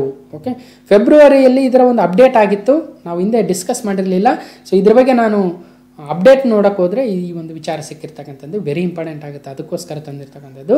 ವಿಜಯ್ ಸಂಪ್ಲಾರ್ ಅವರು ಈಗ ಪರಿಶಿಷ್ಟ ಜಾತಿಗಳ ರಾಷ್ಟ್ರೀಯ ಆಯೋಗ ಅಥವಾ ನ್ಯಾಷನಲ್ ಕಮಿಷನ್ ಫಾರ್ ಶೆಡ್ಯೂಲ್ ಕ್ಯಾಸ್ಟ್ನ ಅಧ್ಯಕ್ಷರಾಗಿದ್ದಾರೆ. ನೋಡಿ, Shri Vijay Sampla assumes charge of chairman of national commission for schedule castes. Okay, so ಇವರು ಹಿಂದೆ ನರೇಂದ್ರ ಮೋದಿಯವರ ಸಂಪುಟದಲ್ಲಿ 2014ರಿಂದ 19ವರೆಗೂ ಮಿನಿಸ್ಟರ್ ಆಗಿದ್ದರು. ಯಾವ ಒಂದು ಖಾತೆ ಅಂದರೆ state for social justice and empowerment ಖಾತೆಯ ರಾಜ್ಯ ಸಚಿವರಾಗಿದ್ದರು ವಿಜಯ್ ಸಂಪ್ಲಾರ್ ಅವರು. ಈಗ ಅವರು ಪರಿಶಿಷ್ಟ ಜಾತಿಗಳ ರಾಷ್ಟ್ರೀಯ ಆಯೋಗ ಏನಿದೆ ಅದರ ಒಂದು ಅಧ್ಯಕ್ಷರಾಗಿದ್ದಾರೆ. ಓಕೆ, ಇನ್ನು ಅದೇ ಥರ ಪರಿಶಿಷ್ಟ ಜಾತಿಗಳಿಗೆ ಇರ್ತಕ್ಕಂಥ ಆಯೋಗದ ಜೊತೆಗೆ ಪರಿಶಿಷ್ಟ ಪಂಗಡಗಳಿಗೆ ಸಪ್ರೇಟ್ ಆಗಿರ್ತಕ್ಕಂಥ ಆಯೋಗವನ್ನು ಮಾಡ್ತಾರೆ. ಅದ್ರ ಬಗ್ಗೆ ನೋಡ್ತಾ ಹೋಗೋಣ. ಪ್ರಸ್ತುತ ಅದರ ಅಧ್ಯಕ್ಷರು ಯಾರಿದ್ದಾರೆ ಅಂದರೆ national commission for scheduled tribes NCSTಯ ಒಂದು ಪ್ರಸ್ತುತ ಚೇರ್ಮನ್ ಯಾರು ಅಂತ ನೋಡೋದಾದರೆ ಈಗ ಹರ್ಷ್ ಚೌಹಾಣ್ ಅವರಿದ್ದಾರೆ. ಅವರು ಕೂಡ 2021 ಫೆಬ್ರವರಿಯಲ್ಲಿ ಅವ್ರನ್ನ ನೇಮಕ ಮಾಡುತ್ತೆ ಕೇಂದ್ರ ಸರ್ಕಾರ. Harsh Chauhan appointed as a chairperson of the National commission for scheduled Tribes ಅಂತ. ಓಕೆ, ಸೊ ಈಗ ಅವರು ವೇಕೆಂಟ್ ಇತ್ತು ಈ ಎರಡು ಪೊಸಿಷನ್ಸು, NCSC ಮತ್ತು NCSTಯ ಚೇರ್ಮನ್ಶಿಪ್ಪು ಎರಡೂ ಪೋಸ್ಟ್ಗಳು ಖಾಲಿ ಇದ್ವು, ಫೆಬ್ರವರಿಯಲ್ಲಿ ನೇಮಕ ಮಾಡಿದ್ದಾರೆ. ಸೊ ಅದನ್ನು ತಿಳ್ಕೋಬೇಕು. ಓಕೆ, ಹಾಗಾದರೆ ಗ್ಲಾನ್ಸ್ ಮಾಡೋದಾದರೆ NCSC ಅಂದರೆ ನ್ಯಾಷನಲ್ ಕಮಿಷನ್ ಫಾರ್ ಶೆಡ್ಯೂಲ್ ಕ್ಯಾಸ್ಟ್ಸ್ ಅಂದರೆ ಪರಿಶಿಷ್ಟ ಜಾತಿಗಳ ರಾಷ್ಟ್ರೀಯ ಆಯೋಗದ ಅಧ್ಯಕ್ಷರೀಗ ವಿಜಯ್ ಸಂಪ್ಲಾರ್ ಅವರಿದ್ದಾರೆ. ಓಕೆ, ಇನ್ನು NCST ಅಂದರೆ national commission for schedule tribes ಪರಿಶಿಷ್ಟ ಪಂಗಡಗಳ ರಾಷ್ಟ್ರೀಯ ಆಯೋಗದ ಅಧ್ಯಕ್ಷರಾಗಿ ಈಗ ಹರ್ಷ್ ಚೌಹಾಣ್ ಅವರಿದ್ದಾರೆ, ನೆನ್ಪಿಡಬೇಕು. ಓಕೆ, ಜನರಲ್ ಆಗಿ ಮೊದಲೇನಿತ್ತು 2003ಕ್ಕಿಂತ ಮುಂಚೆ ಒಂದೇ ಆಯೋಗ ಇತ್ತು, national commission for schedule caste and tribes ಅಂತ ಒಂದೇ ಆಯೋಗ ಇತ್ತು. ಸೊ ಪರಿಶಿಷ್ಟ ಜಾತಿ ಮತ್ತು ಪರಿಶಿಷ್ಟ ಪಂಗಡಗಳಿಗೆ ಸಂಬಂಧಿಸಿರ್ತಕ್ಕಂಥ ವಿಚಾರಗಳನ್ನು ಒಂದೇ ಆಯೋಗ ನೋಡ್ಕೊಳ್ತಾ ಇತ್ತು. ಆದರೆ 2003ರಲ್ಲಿ 89ನೇ ಸಂವಿಧಾನದ ತಿದ್ದುಪಡಿ ಪ್ರಕಾರ 338A ಅಂತಕ್ಕಂಥ ಹೊಸ ಆರ್ಟಿಕಲನ್ನು ಸೇರಿಸೋದ್ರ ಮುಖಾಂತರ ಶೆಡ್ಯೂಲ್ ಕ್ಯಾಸ್ಟ್ಗೆ ಸಪ್ರೇಟ್ ಆಯೋಗ ಮತ್ತು ಶೆಡ್ಯೂಲ್ ಟ್ರೈಬ್ಗೆ ಸಪ್ರೇಟ್ ಆಯೋಗ ಅಂತಕ್ಕಂಥ ಎರಡು ಆಯೋಗಗಳನ್ನು ಮಾಡಿ ಆ ಎರಡು ಆಯೋಗಗಳಿಗೆ ಒಬ್ಬೊಬ್ಬರು ಮುಖ್ಯಸ್ಥರನ್ನು ನೇಮಕ ಮಾಡಿದರು. ಓಕೆ, ನೆಕ್ಸ್ಟ್ ಕ್ವಶನ್ನು 23 ಆಗುತ್ತೆ. ಸುಪ್ರೀಂ ಕೋರ್ಟ್, ಚುನಾವಣಾ ಆಯೋಗ ಮತ್ತು ಸುದ್ದಿ ಮಾಧ್ಯಮ ಯಾಕೆ ಸುದ್ದಿಯಲ್ಲಿದ್ದಾವೆ ಅಂತ ನೋಡೋಣ. ನೋಡಿ, ಮಾಧ್ಯಮದ ವಿರುದ್ಧ ಸುಪ್ರೀಂಗೆ ಹೋಗಿಲ್ಲ, ಚುನಾವಣಾ ಆಯೋಗಕ್ಕೆ ಸಂಬಂಧಿಸಿದ ವರದಿಗಳನ್ನು ಪ್ರಕಟಿಸುವುದಕ್ಕೆ ನಿರ್ಬಂಧ ವಿಧಿಸುವಂತೆ ಆಯೋಗವು ಸುಪ್ರೀಂ ಕೋರ್ಟ್ಗೆ ಯಾವುದೇ ಮನವಿ ಸಲ್ಲಿಸಿಲ್ಲ. ಈ ವಿಚಾರದಲ್ಲಿ ಆಯೋಗ ಸರ್ವಾನುಮತದಿಂದ ನಿರ್ಧಾರವನ್ನು ಕೈಗೊಂಡಿತ್ತು ಅಂತ ಹೇಳ್ತಾ ಇದ್ದಾರೆ. ಸೊ ಇಲ್ಲೇನಾಗಿತ್ತು ಬ್ರೀಫಾಗಿ ಹೇಳೋದಾದರೆ, ಈಗ ಮದ್ರಾಸ್ ಹೈಕೋರ್ಟ್ನ ಒಂದು ತೀರ್ಪನ್ನು ನೀಡುತ್ತೇನಂತ, ಈ ಕೋವಿಡ್ ಏನು ತಡೆಯೋದಕ್ಕೆ ಮುಂಜಾಗ್ರತಾ ಕ್ರಮಗಳನ್ನು ಜಾರಿ ಮಾಡುವಲ್ಲಿ ಚುನಾವಣಾ ಆಯೋಗ ವಿಫಲವಾಗಿದೆ, ಅದಕ್ಕೋಸ್ಕರ ಅವ್ರ ಮೇಲೆ ಕೊಲೆ ಕೇಸ್ ಅಥವಾ ಕೊಲೆ ಆರೋಪದ ದೂರನ್ನು ದಾಖಲಿಸ್ಕೊಳ್ಬೇಕು ಅಂತ ಮೌಖಿಕವಾಗಿ ಹೇಳಿದರು. ಅದನ್ನು ಮಾಧ್ಯಮಗಳು ವರದಿ ಮಾಡಿದ್ದವು. ಈ ರೀತಿಯಾಗಿ ನ್ಯಾಯಮೂರ್ತಿಗಳು ನೀಡುವ ಮೌಖಿಕ ಹೇಳಿಕೆಗಳನ್ನು ವರದಿ ಮಾಡುವುದರ ಮೇಲೆ ನಿರ್ಬಂಧ ಏರಬೇಕು ಅಂತ ಚುನಾವಣಾ ಆಯೋಗ ಸುಪ್ರೀಂ ಕೋರ್ಟ್ಗೆ ಹೋಗಿತ್ತು. ಈಗ ಸುಪ್ರೀಂ ಕೋರ್ಟ್ ಅದನ್ನು ತಳ್ಳಿ ಹಾಕಿದೆ. ಇಲ್ಲ, ಅವರೇನು ನ್ಯಾಯಮೂರ್ತಿಗಳು ಹೇಳಿರ್ತಾರೋ ಅದನ್ನು ವರದಿ ಮಾಡಿದಾಗಲೇ ಏನಾಗುತ್ತೆ, ಸಮಾಜಕ್ಕೆ ಗೊತ್ತಾಗುತ್ತೆ, ರೆಸ್ಪಾನ್ಸಿಬಿಲಿಟಿ ಬರುತ್ತೆ ಅಂತಕ್ಕಂಥದ್ದನ್ನು ಸುಪ್ರೀಂ ಕೋರ್ಟ್ ಹೇಳಿದೆ. ಸೊ ಹಾಗಾಗಿ ಇದು ಸುದ್ದಿಲಿತ್ತು. ಸೊ ಸ್ವಲ್ಪ ನೆನಪಿರಲಿ ಅನ್ನೋ ಉದ್ದೇಶಕ್ಕೆ. ಓಕೆ, ಹಾಗಾದರೆ ಸುಪ್ರೀಂ ಕೋರ್ಟ್ನ ಚೀಫ್ ಜಸ್ಟಿಸ್ ಆಫ್ ಇಂಡಿಯಾ ಅಂದರೆ ಭಾರತದ ಮುಖ್ಯ ನ್ಯಾಯಮೂರ್ತಿಗಳು ಈಗ NV ರಮಣನವರು ಈಗ ಪ್ರಮಾಣ ವಚನವನ್ನು ಸ್ವೀಕರಿಸಿದರೆ 48ನೇ ಭಾರತದ ಮುಖ್ಯ ನ್ಯಾಯಮೂರ್ತಿಗಳಾಗ್ತಾರೆ. ಆರ್ಟಿಕಲ್ 124 ಪ್ರಕಾರ ಸುಪ್ರೀಂ ಕೋರ್ಟ್ನ ಸ್ಥಾಪನೆಯನ್ನು ಮಾಡಿದ್ದೀವಿ. ಜಸ್ಟ್ ಎ ಗ್ಲಾನ್ಸ್ ಹಿಂದೆ ಕೂಡ ನೋಡಿದ್ವಿ. ಮೊದಲನೇವರು HJ ಕಾನಿಯವರು ಭಾರತದ ಮೊದಲ ಮುಖ್ಯ ನ್ಯಾಯಮೂರ್ತಿಗಳು. 47ನವರು ಶರದ್ ಅರವಿಂದ ಬೋಬ್ಡೆಯವರು ಅವರು ನಿವೃತ್ತಿಯನ್ನು ಹೊಂದಿದ್ರು. ಈಗ 48ನವರಾಗಿ ಎನ್ ವಿ ರಮಣ ಅವರು ಮತ್ತೆ ಈಗ ಭಾರತದ ಮುಖ್ಯ ನ್ಯಾಯಮೂರ್ತಿಗಳಾಗ್ತಾ ಇದ್ದಾರೆ. ಓಕೆ, ಸೊ ಇದ್ರ ಬಗ್ಗೆ ನಾವು ಇಂದಿನ ಕರೆಂಟ್ ಇವೆಂಟ್ಸಲ್ಲಿ ನೋಡಿದ್ದೀವಿ. ಸೊ ಇನ್ನು ಚೀಫ್ ಎಲೆಕ್ಷನ್ ಕಮಿಷನರ್ ಬಗ್ಗೆ ಬರೋದಾದರೆ ಭಾರತದ ಮುಖ್ಯ ಚುನಾವಣಾ ಆಯುಕ್ತರು ಈಗ ಸದ್ಯ ಸುಶೀಲ್ ಚಂದ್ರ ಅವರಿದ್ದಾರೆ 24ನೇರವರು. ಸೊ ಇತ್ತೀಚೆಗೆ ನಾವು ಕೂಡ ಇದ್ರ ಬಗ್ಗೆ ಡಿಸ್ಕಸ್ ಮಾಡಿದ್ವಿ. 23ನೇರವರು ಸುನಿಲ್ ಅರೋರಾರವರು, ಮೊದಲನೇರವರು ಸುಕುಮಾರ್ ಸೇನ್ ಅವರು. ಓಕೆ, ಇವರು ಭಾರತದ ಮುಖ್ಯ ಚುನಾವಣಾ ಆಯುಕ್ತರಾಗಿದ್ದರು. ಸೊ ಆರ್ಟಿಕಲ್ 324 ಪ್ರಕಾರ ಭಾರತದಲ್ಲಿ ಚುನಾವಣಾ ಆಯೋಗದ ರಚನೆ ಆಗಿದೆ. ಅದು ಭಾರತದಲ್ಲಿರ್ತಕ್ಕಂಥ ಹಲವಾರು ಚುನಾವಣೆಗಳನ್ನು ನಿರ್ವಹಿಸುತ್ತದೆ. ಓಕೆ, ಇನ್ನು 24ನೇ ಪ್ರಶ್ನೆ, IDBI ಬ್ಯಾಂಕಿನಲ್ಲಿ ಕಾರ್ಯತಂತ್ರದ ಹೂಡಿಕೆ ಮತ್ತು ನಿರ್ವಹಣಾ ನಿಯಂತ್ರಣದ ವರ್ಗಾವಣೆಗೆ ಕೇಂದ್ರದ ಕ್ಯಾಬಿನೆಟ್ ಅನುಮತಿಯನ್ನು ನೀಡಿದೆ. Okay, cabinet clears strategic disinvestment transfer of management control in IDBI bank. ಹಾಗಾದರೆ ಏನಿದು IDBI ಬ್ಯಾಂಕು, ಇದ್ಯಾಕೆ ಸುದ್ದಿಲಿದೆ, ಏನಿದು ಸ್ಟ್ರಾಟಜಿಕ್ ಡಿಸ್ಇನ್ವೆಸ್ಟ್ಮೆಂಟ್ ಅಂದ್ರೇನು, ಟ್ರಾನ್ಸ್ಫರ್ ಆಫ್ ಮ್ಯಾನೇಜ್ಮೆಂಟ್ ಕಂಟ್ರೋಲ್ ಅಂದ್ರೇನು ನೋಡ್ತಾ ಹೋಗೋಣ.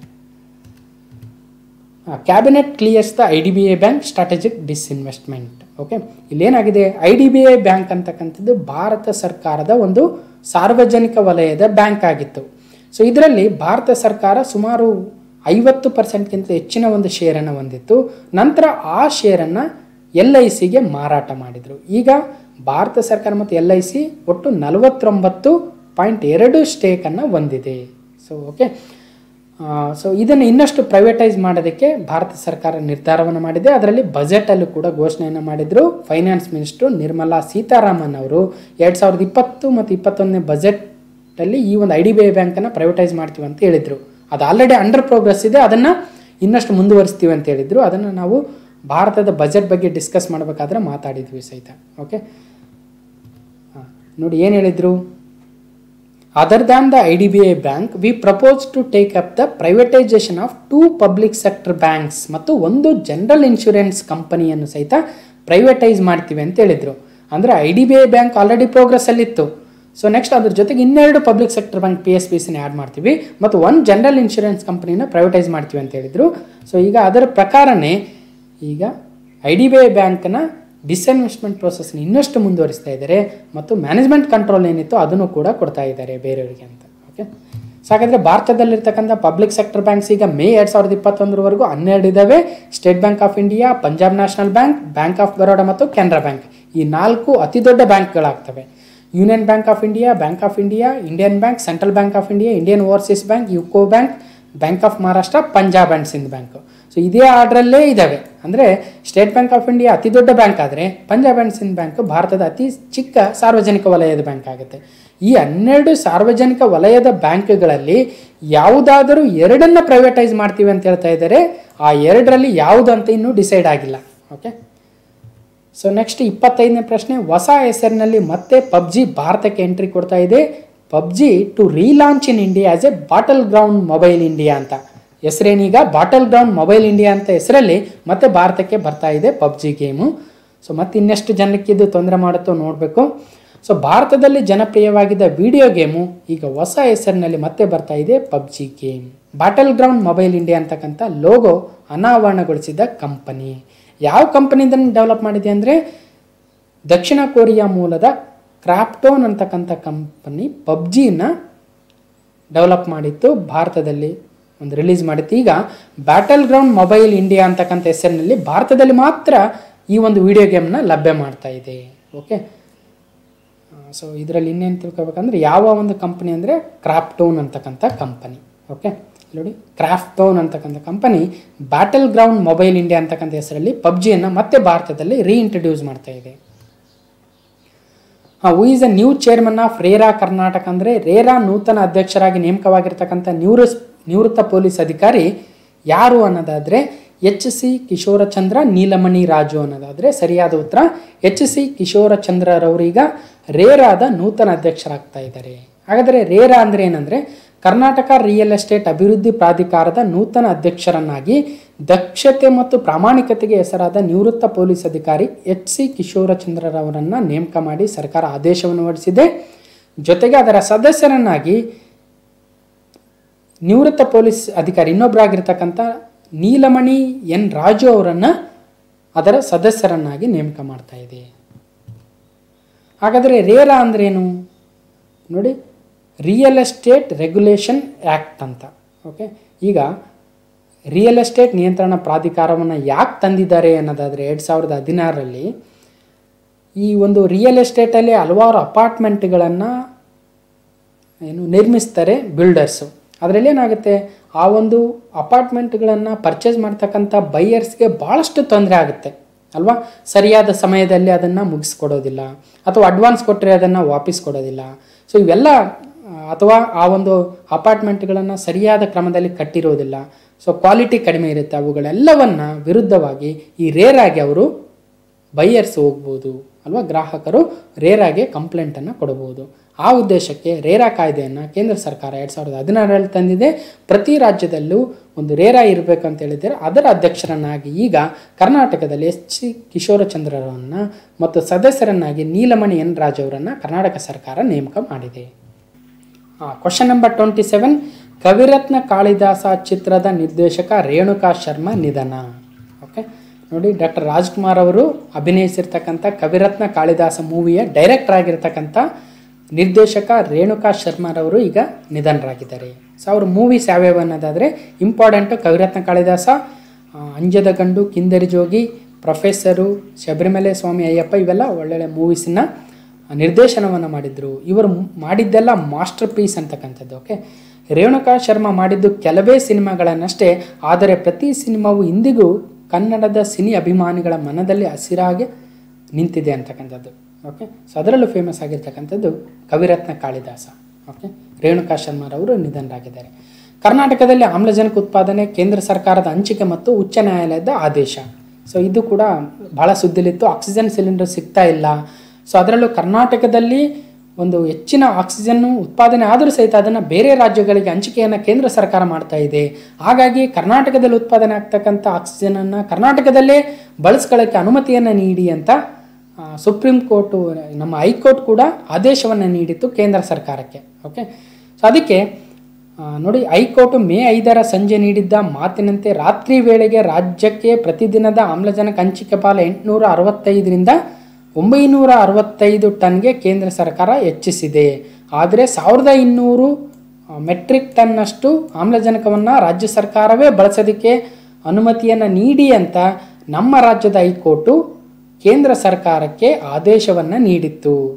ಆದರೆ ಆ ಆದೇಶದ ವಿರುದ್ಧ ಈಗ ಸುಪ್ರೀಂ ಕೋರ್ಟ್ಗೆ ಹೋಗಿತ್ತು ಕೇಂದ್ರ ಸರ್ಕಾರ. ಸೊ ಅದ್ರ ಬಗ್ಗೆ ಮತ್ತೀಗ ಸುಪ್ರೀಂ ಕೋರ್ಟು ನಮ್ಮ ರಾಜ್ಯದ ಹೈಕೋರ್ಟ್ನ ಆದೇಶವನ್ನು ಎತ್ತಿ ಹಿಡಿದಿದೆ, ಅದನ್ನು ಕೂಡ ನೋಡಬೇಕು. ಹಾಗಾದರೆ ರಾಜ್ಯದಲ್ಲಿರುವ ಆಮ್ಲಜನಕ ಉತ್ಪಾದನಾ ಕಂಪನಿಗಳ ಒಂದು ಹಂಚಿಕೆವಾರು ನೋಡೋದಾದರೆ ಅತಿ ಹೆಚ್ಚು ಬಳ್ಳಾರಿ ಜಿಲ್ಲೆಯಲ್ಲೇ ಉತ್ಪಾದನೆ ಆಗುತ್ತೆ ಆಮ್ಲಜನಕ. GSW ಇಂಡಸ್ಟ್ರೀಸು, ಲಿಂಡೆ ಬಳ್ಳಾರಿ 1 ನೋಡಿ, ಲಿಂಡೆ ಹೊಸಪೇಟೆ 150 ಮೆಟ್ರಿಕ್ ಟನ್ಗಳಷ್ಟು ಒಂದು ಆಮ್ಲಜನಕವನ್ನು ಉತ್ಪಾದನೆ ಮಾಡ್ತಾ ಇದ್ದಾರೆ. ಇಲ್ಲಿ ಇಂಪಾರ್ಟೆಂಟ್ ಏನಂದರೆ ಸ್ವಲ್ಪ ವಿಚಾರ ಗೊತ್ತಿರಬೇಕು ಅನ್ನೋದಷ್ಟೇ. ಇಲ್ಲಿ ಯಾವುದೇ ಕ್ವಶನ್ಗಳು ಫ್ರೇಮ್ ಆಗೋದಿಲ್ಲ, ಬಟ್ ಏನಾಗ್ತಾ ಇತ್ತು ಅಂತ ಗೊತ್ತಿರಬೇಕು. ಓಕೆ, ಸೊ ಯಾಕಂದರೆ ಚಾಮರಾಜನಗರದಲ್ಲಿ ವೆಂಟಿಲೇಟರ್ನಲ್ಲಿದ್ದಂಥವರು ಆಮ್ಲಜನಕ ಸಪ್ಲೈ ನಿಂತಿದ್ದಕ್ಕೆ ಬಹಳಷ್ಟು ಜನ ಸತ್ರು ಅಲ್ವಾ. ಸೊ ಅದಕ್ಕೆ ವಿರೋಧ ಪಕ್ಷಗಳಿಂದ, ಜನರಿಂದ ಭಾಳಷ್ಟು ಒಂದು ತೀವ್ರವಾಗಿರ್ತಕ್ಕಂಥ ಆಕ್ಷೇಪಗಳು ವ್ಯಕ್ತವಾದವು ಅಲ್ವಾ. ಸೊ ಅದಕ್ಕೋಸ್ಕರ ಈ ಆಕ್ಸಿಜನ್ ಅಂತಕ್ಕಂಥದ್ದು ಎಷ್ಟು ಇಂಪಾರ್ಟೆಂಟ್ ಕೋವಿಡ್ ರೋಗಿಗಳಿಗೆ ಅಂತಕ್ಕಂಥದ್ದು ಗೊತ್ತಾಗ್ತಾ ಇದೆ. ಇನ್ನು ಕೇಂದ್ರ ಸರ್ಕಾರಕ್ಕೆ ಆಕ್ಸಿಜನ್ ಮುಖಭಂಗ, ನಿತ್ಯ 1200 ಟನ್ ಪೂರೈಸಬೇಕು, ಹೈಕೋರ್ಟ್ ಆದೇಶ ಎತ್ತಿಡಿದ ಸುಪ್ರೀಂ ಕೋರ್ಟ್. ಹೌದು, ನಮ್ಮ ಕರ್ನಾಟಕದ ಹೈಕೋರ್ಟ್ ಏನು ಹೇಳಿತ್ತು, 1200 ಮೆಟ್ರಿಕ್ ಟನ್ನಷ್ಟು ಆಮ್ಲಜನಕ ಪೂರೈಕೆ ಮಾಡಬೇಕು ಅಂತ ಏನು ಹೇಳಿತ್ತು, ಅದನ್ನು ಹೈಕೋರ್ಟ್ ಆದೇಶವನ್ನು ಎತ್ತಿಡಿದಿದೆ ಸುಪ್ರೀಂ ಕೋರ್ಟು. ನೋಡಬೇಕು ಈಗ ಮತ್ತೆ ಕೇಂದ್ರ ಸರ್ಕಾರ ಏನು ಮಾಡುತ್ತೆ ಅಂತ. ಓಕೆ, ಇನ್ನು ಪುದುಚೇರಿಯಲ್ಲಿ ಹೊಸ ಮುಖ್ಯಮಂತ್ರಿಯಾಗಿ ಪ್ರಮಾಣ ವಚನ ಸ್ವೀಕರಿಸಿದ ಎನ್ ರಂಗಸ್ವಾಮಿ. ಹಾಗಾದರೆ ಅವರು ಈ ಒಂದು ಪುದುಚೇರಿಯ ಮುಖ್ಯಮಂತ್ರಿ ಆಗ್ತಾ ಇರ್ತಕ್ಕಂಥದ್ದು ಎಷ್ಟನೇ ಬಾರಿ? ಮೊದಲನೇ ಬಾರಿ, 2ನೇ ಬಾರಿ, 3 ಅಥವಾ 4ನೇ ಬಾರಿ ಅನ್ನೋದಾದರೆ ಸರಿಯಾದ ಉತ್ತರ 4ನೇ ಬಾರಿ ಪುದುಚೇರಿಯ ಮುಖ್ಯಮಂತ್ರಿ ಆಗ್ತಾ ಇದ್ದಾರೆ ಎನ್ ರಂಗಸ್ವಾಮಿ ಅವರು. ಪುದುಚೇರಿಯಲ್ಲಿ NDA ಶಕೆ. ಅಖಿಲ ಭಾರತ ಎನ್ ರಂಗಸ್ವಾಮಿ ಕಾಂಗ್ರೆಸ್ AINRC ಪಕ್ಷದ ಸ್ಥಾಪಕ ಎನ್ ರಂಗಸ್ವಾಮಿ ಅವರು 4ನೇ ಅವಧಿಗೆ ಕೇಂದ್ರಾಡಳಿತ ಪ್ರದೇಶವಾಗಿರ್ತಕ್ಕಂಥ ಪುದುಚೇರಿಯ ಮುಖ್ಯಮಂತ್ರಿ ಆಗಿ ಪ್ರಮಾಣ ವಚನವನ್ನು ಸ್ವೀಕರಿಸಿದರು. ಎಷ್ಟನೇ ಬಾರಿಗೆ ಅಂದರೆ 4ನೇ ಬಾರಿಗೆ. ಓಕೆ, ಮೊದಲೆರಡು ಬಾರಿ ಅಂದರೆ 2001ರಿಂದ 8ರವರೆಗೂ ಕಾಂಗ್ರೆಸ್ ಪಕ್ಷದಿಂದ, ಒಂದು ಬಾರಿ ತಾವೇ ಸ್ಥಾಪಿಸಿರ್ತಕ್ಕಂಥ ಅಖಿಲ ಭಾರತ ಎನ್ ರಂಗಸ್ವಾಮಿ ಕಾಂಗ್ರೆಸ್ ಪಾರ್ಟಿಯಿಂದ ಅಂದರೆ 2011ರಿಂದ 16ರವರೆಗೂ, ಮತ್ತು ಈಗ 4ನೇ ಬಾರಿ NDA ಮೈತ್ರಿಕೂಟವನ್ನು ಮುನ್ನಡೆಸ್ತಾ ಇದ್ದಾರೆ. ಓಕೆ, ಸೊ ಹಾಗಾದರೆ ಪುದುಚೇರಿಯ ಮುಖ್ಯಮಂತ್ರಿ ಯಾರಂದರೆ ಎನ್ ರಂಗಸ್ವಾಮಿ ಅವರು. ಓಕೆ, ಸೊ ನೆಕ್ಸ್ಟು 2021 ಮೇ ತಿಂಗಳ ಮೊದಲನೇ ವಾರದ ಕೊನೆಯ ಪ್ರಶ್ನೆ ಆಗುತ್ತೆ. 30ನೇ ಪ್ರಶ್ನೆ, ತಮಿಳುನಾಡಿನಲ್ಲಿ ಸ್ಟಾಲಿನ್ ಆಡಳಿತ. ಓಕೆ, ಕರುಣಾ ಕನಸು ಸಾಕಾರಗೊಳಿಸಿದ ಸ್ಟಾಲಿನ್, CM ಆಗಿ ಸ್ಟಾಲಿನ್ ಪ್ರಮಾಣ ವಚನ ಸ್ವೀಕಾರ, ಮೊದಲ ಆದೇಶದಲ್ಲೇ 2,000 ರೂಪಾಯಿ ಕೋವಿಡ್ ಪರಿಹಾರ ಘೋಷಣೆಯನ್ನು ಮಾಡಿದ್ದಾರೆ. ಓಕೆ, ಮುಖ್ಯಮಂತ್ರಿಯಾಗಿ ಅಧಿಕಾರ ವಹಿಸಿಕೊಂಡ ದಿನವೇ MK ಸ್ಟಾಲಿನ್ ಅವರು ತಾವು ಚುನಾವಣಾ ವೇಳೆ ನೀಡಿದ ಬಹುತೇಕ ಭರವಸೆಗಳನ್ನು ಈಡೇರಿಸಿದರೆ ಪಡಿತರ ಚೀಟಿದಾರರಿಗೆ ಮೊದಲ ಕಂತಿನಲ್ಲಿ ಕೋವಿಡ್ ಪರಿಹಾರ ನಿಧಿಯಾಗಿ 2,000 ರೂಪಾಯಿ, ರಾಜ್ಯ ಸಾರಿಗೆ ಸಂಸ್ಥೆಯ ನಗರ ಸಾರಿಗೆ ಬಸ್ಸುಗಳಲ್ಲಿ ಮಹಿಳೆಯರಿಗೆ ಉಚಿತ ಪ್ರಯಾಣ, ಸರ್ಕಾರಿ ಸ್ವಾಮ್ಯದ ಆವಿನ್ ಹಾಲಿನ ದರದಲ್ಲಿ ಮೇ 16ರಿಂದ ಲೀಟರ್ಗೆ 3 ರೂಪಾಯಿ ಕಡಿತವನ್ನು ಮಾಡ್ತಾ ಇದ್ದಾರೆ. ಹೀಗೆ ಹಲವಾರು ಯೋಜನೆಗಳನ್ನು ತರ್ತಾ ಇದ್ದಾರೆ. ಜೊತೆಗೆ ನಿಮ್ಮ ಕ್ಷೇತ್ರದಲ್ಲಿ ಮುಖ್ಯಮಂತ್ರಿ ಅಂತಕ್ಕಂಥ ಯೋಜನೆಯನ್ನು ತರ್ತಾ ಇದ್ದಾರೆ. ಆ ಯೋಜನೆ ಅಡಿ IAS ಅಧಿಕಾರಿ ನೇತೃತ್ವದ ವಿಶೇಷ ಘಟಕವನ್ನು ಕೂಡ ಸ್ಥಾಪನೆ ಮಾಡ್ತಾ ಇದ್ದಾರೆ ಸ್ಟಾಲಿನ್ ಅವರು. ಇವರು 1989ರಿಂದ ಚೆನ್ನೈನ 1000 ಲೈಟ್ ಅಂತಕ್ಕಂಥ ಕ್ಷೇತ್ರದಲ್ಲಿ ಆರಿಸಿ ಬರ್ತಾ ಇದ್ರು. 3 ಬಾರಿ ಆರಿಸಿ ನಂತರ ಕೊಳತ್ತೂರಿನಿಂದ ಆಯ್ಕೆಯಾಗಿ ಬರ್ತಾ ಇದ್ದಾರೆ. ಓಕೆ, ಅವರು ತಮ್ಮ ತಂದೆ ಕರುಣಾನಿಧಿಯವರು ಸಂಪುಟದಲ್ಲಿ ನಗರಾಡಳಿತ ಸಚಿವರಾಗಿದ್ದರು. ನಂತರ ಚೆನ್ನೈನ ಮೇಯರ್ ಕೂಡ ಆಗಿದ್ದರು, ಅದು ಕೂಡ ನೆನಪಿಡಬೇಕು. ಓಕೆ, ಸೊ ಹೀಗೆ ಈ ಒಂದು ಮೇ 2021 ಮೊದಲನೇ ವಾರದ ಕರೆಂಟ್ ಇವೆಂಟ್ಸ್ ವಿಡಿಯೋದಲ್ಲಿ ಹಲವಾರು ಘಟನೆಗಳನ್ನು ಡಿಸ್ಕಸ್ ಮಾಡಿದ್ವಿ. ಮುಂದೆ ಬರ್ತಕ್ಕಂಥ ಅದು ST ಆಗಿರ್ಬೋದು, PCPSIಗಳಾಗಿರ್ಬೋದು, ಅಥವಾ ಇನ್ಯಾವುದೇ ಪರೀಕ್ಷೆಗೂ ಭಾಳ ಯೂಸ್ಫುಲ್ ಆಗಿರ್ತಕ್ಕಂಥ ಒಂದು ಇಂಪಾರ್ಟೆಂಟ್ ಆಗಿರ್ತಕ್ಕಂಥ ಘಟನೆಗಳನ್ನು ಡಿಸ್ಕಸ್ ಮಾಡಿದ್ವಿ. ಸೊ ಆದಷ್ಟು ಬೇಗನೆ ವೀಕ್ 2, ವೀಕ್ 3, ವೀಕ್ 4ಗಳನ್ನು ಸಹಿತ ಆಯಾ ವಾರ ಮುಗಿದ ತಕ್ಷಣ ನೋಡ್ತಕ್ಕಂಥ ಒಂದು ಪ್ರಯತ್ನವನ್ನು ಮಾಡೋಣ ಅಂತ ಹೇಳ್ತಾ ಈ ಒಂದು ವಿಡಿಯೋನ ಕಂಪ್ಲೀಟಾಗಿ ನೋಡಿರ್ತಕ್ಕಂಥ ಎಲ್ರಿಗೂ ಧನ್ಯವಾದಗಳು. ಮತ್ತೆ ಮುಂದಿನ ವಿಡಿಯೋದಲ್ಲಿ ಸಿಗ್ತೇನೆ ಅಂತ ಹೇಳ್ತಾ